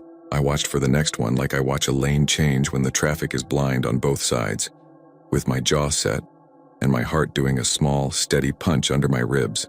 That stretch didn't have any bends worth the name. It threw the night at me straight. The horizon someplace my headlights couldn't reach and the stars up above a cold glitter like sandpaper. Out there, if a town isn't on your right or left with a water tower, it doesn't exist except in the fact somebody once named the county for a man with more luck than me. The next marker came up clean and green and white and it said 666, and fear came into the cab the way a smell does, unnoticed until it is everywhere. I set my hand on the steering wheel in a way that held the bones together so I didn't squeeze. I told myself I was tired and I would pull off and walk around the rig and slap my own cheeks 3 times and laugh at myself, and call it a story to tell other drivers. There wasn't a pull-off, not one I saw. There wasn't a ranch road with a numbered sign or the turnoff to a service station or a light from a house. There was me and the long white hash of paint and the top end of the sky, and the idea that time was the same as distance and I had broken something in one and thereby in the other. I tried to hum. I picked a song my mother liked on Sundays when she burned a roast and didn't mind. The tune died in my throat. The cab cooled again. The second sandwich sat by my knee on the seat, and the paper crinkled a little without anything touching it. The radio wasn't getting the storm lady anymore. It wasn't getting static either. It was a flat kind of nothing that made the hum of the tires seem too loud and too present. I said, fine, you do this all night if you want and I'll do my job. And I passed mile marker 666 again. I slapped the wheel once, not hard enough to hurt my hand, just enough to make noise. The noise didn't fill the space the way a noise should. There was room left over for another kind of sound I didn't want to name. The first voice came small and friendly like a kid testing whether a whisper carries. Hey. That was all. I turned so fast my neck popped and I looked at the passenger seat, at the footwell, at the place behind the seats where I keep a spare jacket and a plastic tub full of straps, and the bag with a few tools. Nothing to see. The word was still there, hey, as if it had been spoken into something soft that caught it and then let me hear it a second time. Then a sigh, a small unhappy breath that wasn't mine. I raised my right hand and I touched the empty air as if I would lay my palm against a forehead and took it away before it met anything. I told myself the same thing again, an old trick of the tired, and I searched the road for a landmark that would prove me right. A pump jack would do nicely, nodding with its iron head. A billboard for steak fingers. A sign promising a lake that was really a mud hole. I saw none of it. I saw the next green sign and I didn't need to read it to know. I slowed and tried to stop reasonable at the shoulder, tires hissing dust, trailer easing in behind me the way it's supposed to. When I came to a halt, there wasn't any shoulder, not any ditch, not any weeds, not any rumble strip. The truck sat like it had stopped in a conversation it couldn't finish, and the whole world held still and waited. You can get out of a truck and find out what's wrong. You can check for a bad mount or a tire starting to separate. You can put your hand on the engine cowling and make sure the heat is the heat you expect. You can do those things and feel like a man who knows the difference between a story and a fact. I put my hand on the door handle and the handle was cold. Not cool like the other side of a pillow. Cold as a chest freezer. I took it away and rubbed my palm on my thigh and felt nothing. Like the cold had taken the imprint away. The voice said my name then.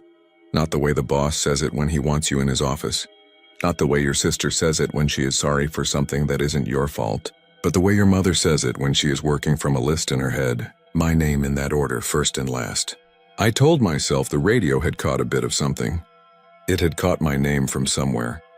That was like saying 100 coins could fall from the sky and one land on its edge. It was possible. It was not the explanation I believed. When I finally got the door to open, the air outside didn't smell like dust or cut hay or road tar. It had no smell at all. A wind dies and you can feel its last inches move across your skin, and then the lack of it. There wasn't even that suggestion. I stood on a surface that was supposed to be dirt and asphalt ground into rock, but it wasn't. It wasn't anything I could name. My boots met it and made no sound. It gave no dust. The night beyond my headlights had the quality of velvet turned the wrong way, so that instead of being soft, it grabbed at my eyes. I walked toward the front of the truck because that is what a man does when he has to put his hands on parts and make sure they sit where they belong. And in my mind, I kept a tally of steps. 10 will do it if you parked right. At 10, I reached out and I didn't meet the chrome of the grille. There was nothing where the front of the truck ought to be. The headlights still spread their fans of light, and I did not want to look back to see what they were attached to. I took one more step and I nearly said a prayer that would have been a child's prayer, because the next green mile marker was standing to my left, clean as a sign in a showroom, number painted in white that light didn't touch. I stood in front of it for a long time. It said 666, and the paint on the numbers had that little orange flecking you sometimes see when the highwayman who did it had a cigarette on his lip and it ashed on his glove. In the cab, something shifted. It wasn't a weight the way you would feel a man climb in without permission. It was something more like the knowledge that the passenger seat had been meant for a shape, and that shape had taken its lazy place as if it had been waiting all along. I knew, in a way that was not thinking, that if I walked 100 steps forward there would be another sign. I came back to the door and got in and put my hands on the wheel and pulled the door closed and let the engine idle, and in that humming, I located myself again. I told whatever had settled there next to me that I had to get this load delivered, and I didn't have time to be made a fool of. The smart thing would have been to turn around if there had been a way to turn around. The smart thing would have been to stop if there had been a place to stop. The radio returned a little static and then the sound of a CB conversation sliding through channels. A man with a soft Amarillo drawl was joking about supper somewhere that had closed an hour earlier than it should have closed. I reached for the mic on instinct. Before I could key it up, the soft thing sitting next to me took a breath and said, "Leave him be," like a wife says when you are about to correct another man for something not worth the effort. I drove. The odometer agreed to a dance with the empty lane. The moon should have been a sliver low on the horizon, but there wasn't any moon at all. There was a shape like a darker line tracing the right-hand ditch where there should have been a ditch, and the shape moved sometimes, as if it walked alongside, and I set my eyes straight ahead so I would not give it my attention, because attention is food. I counted seconds and I counted markers. I made it to the next one and then the next one, and each of them was the same number. The laugh I had been holding down got out of me, and it was not a man's laugh.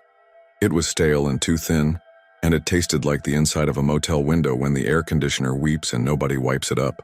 The passenger turned its face toward me, and I felt it move the way you feel a space change temperature when somebody steps close.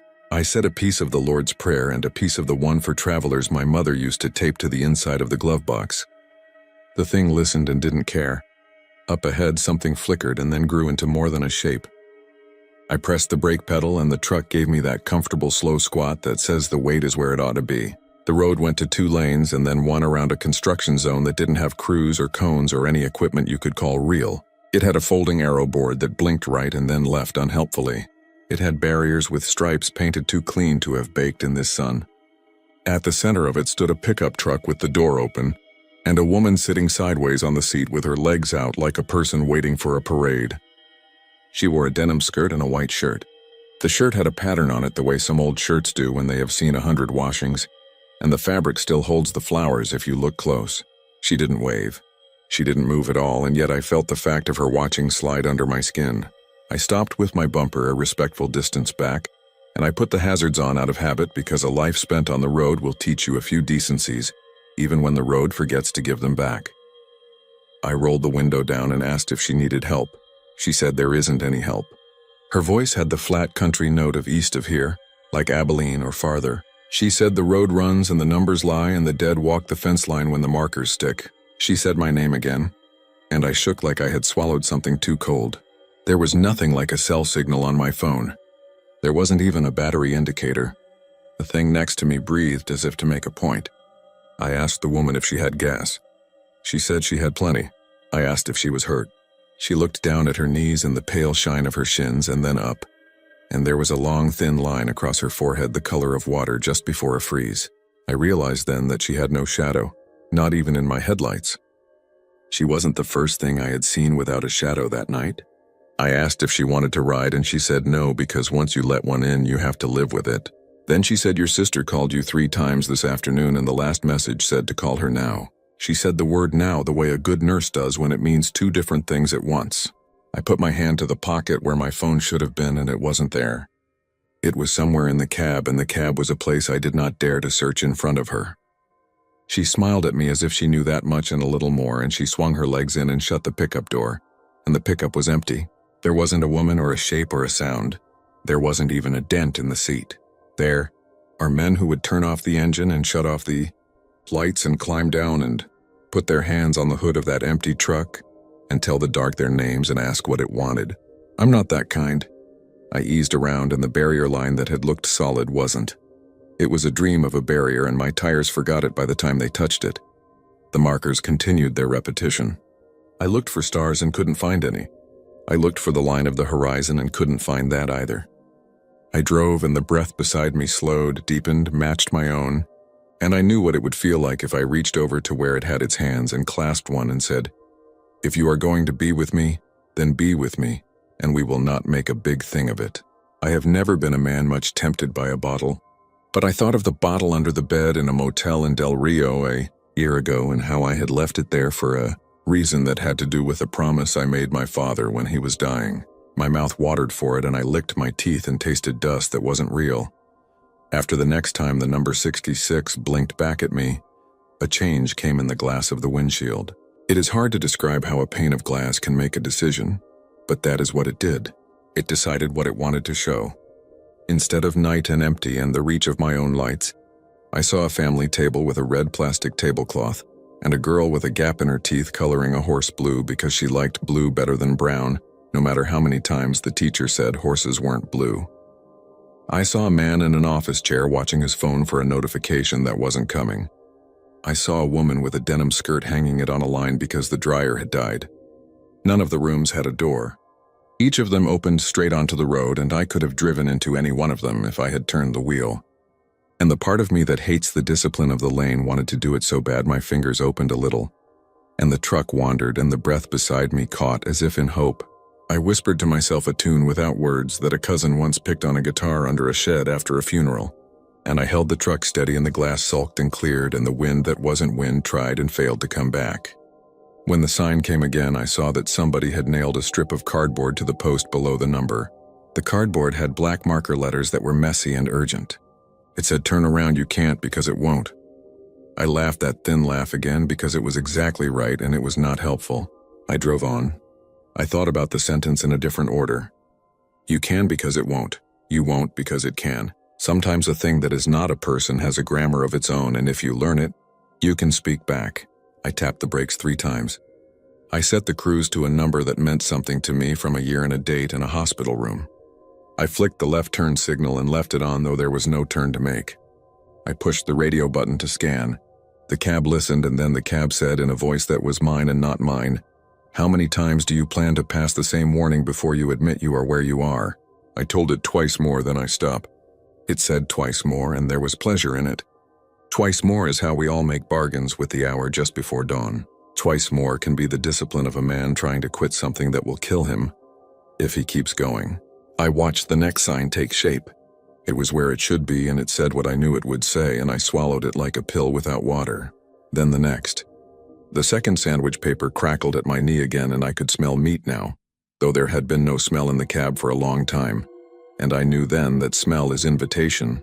And the thing beside me had opened some part of itself to let me know we had reached its preferred spot. My right hand moved toward the bag the way a man's hand will move toward a woman's hand when he is young and doesn't know what he is doing and wants to be told. I flattened the hand against my thigh and I left it there until my fingers hurt. The truck rocked gently and it took me a second to realize that I was not the one rocking it. The ground under us was breathing. The surface that wasn't asphalt rose and fell like a chest and the tires sighed against it. I had an idea then that was not bright, but it was mine. If a place is stuck, you don't leave it by driving through the center of it. You leave by stepping sideways. I didn't have a dirt road to turn onto, and I didn't have a gate, and I didn't have a town. But I had a song my old man used to sing to make me sleep in a trailer while the rain tapped the roof. He would sing it slow and he did not know the words, so he made them up and they were always different. But the melody was all that mattered and it was the same. I sang it. I sang it wrong and then I found it, and then I found the warming in my own chest that comes when the past puts its hand on your back without asking. The thing beside me lifted its head and I felt it lean in as if to listen. The road held its breath. The next marker was not there when it should have been. For a few seconds there wasn't any marker at all. And behind that absence was the idea of a field. And behind that was the idea of a night with crickets. I kept singing as if I believed it could last. The song ended itself as songs do and left the aftertaste of something good. The marker returned. It said 667. I almost cried. And the shame of almost crying in my own cab with nobody there to see it and judge me would have been more than I could bear if the thing sitting there hadn't put its hand. Not a hand. What do you call it? Its presence against my shoulder in a way that was the opposite of comfort. It was a reminder. You leave a place like this, you owe it something. I pushed the accelerator and the truck came up into its power. And I felt light, and then I felt the weight of owing, and I said to the empty passenger seat, "Thank you," and it laughed one short, hard laugh that was exactly my father's, and it faded. I drove into a real town a few miles later. I knew it by the way the lamps had insects around them, and by the way a man in a brown cap stood outside a laundromat smoking and flicked his ash without looking, by the shine of a diner sign where people sat in metal chairs and their lives overlapped like lines on hands. My phone came back to life and the screen lit up with missed calls from my sister and a voicemail. I pulled into the diner lot and shut down and put my forehead to the wheel, and then I listened to her message. She said, "Daddy's gone. He went at 4:22. And that was the time stamped on the mile when I had made my bargain without knowing the math of it. She said he said your name, and then he said to tell you to call him again tomorrow anyhow, because it might still work." I sat there and heard the world make a sound in my ears, like when you stand too fast and blood climbs. I walked inside and a waitress set down a thick mug in front of me before I asked. I said thank you, and she tilted her head and said, "You look like you got off a road that didn't want to end." I said something back that made a little sense, and she nodded as if I had said everything I meant. On the wall by the pie case there was a bulletin board, and on it were the kinds of notices that make a place real. A lost dog with ears like someone had done a bad job cutting paper. A church ice cream social. A funeral notice with a grainy photo. I looked at the name and it was my father's, and the date was today. And the time was the time my sister had said, and the photo was right because he never took a good one since high school. The waitress looked where I looked and said, "I'm sorry." I said, "Me too." Then I went back to the truck because there was a load to deliver. And that is another kind of promise. And I put the key in and turned it, and the engine caught the way it always does. And before I put it in gear, I put my hand on the passenger seat in a quiet thank you. And I felt the impression of a weight that had been there long enough to warm the vinyl, and that warmth was still fading. I drove out of that lot and took the ramp, and the highway gave me the number it owed me. 665, and I said it out loud and it sounded like a benediction. I did not think about what I had left behind for very long. Men like me do best when we do not think too much in one go. But in the center of my chest, the idea of the thing that had sat beside me remained. When you take a gift you owe. The road did not forget the debt, and neither did I. Delivered the feed and the gear to a place where a man with clean hands signed and said more words than necessary because some people get lonely near closing time. I nodded and smiled and climbed back in and drove north empty across a day that warmed the cab and made the rattles sound like they belonged there. And the wind turned a little bit west, so I had to hold the wheel honest. I counted markers. I passed 666 once because there are two ways. Through some places, and I took the one that let me have it. Straight, and a few miles later I pulled into a gravel lot under a tree that had survived. Lightning more than once, and I called my sister and made plans that sounded like plans, and I told her about the song at the edge of my voice, and she said he would have liked it. Then I shut my eyes for an hour with the seat, laid back a click and the sun through the windshield, warmed the lids like a blanket, and I thought if I slept I might dream the woman in the denim skirt or the girl with the blue horse or the man with the cap outside the laundromat. And I dreamed nothing at all, which is sometimes a mercy. Night came again as it does. I took a slow run back toward Lubbock. because there are only so many jobs within reach at any hour, and I had to get back to my own bed for one night before the arrangements.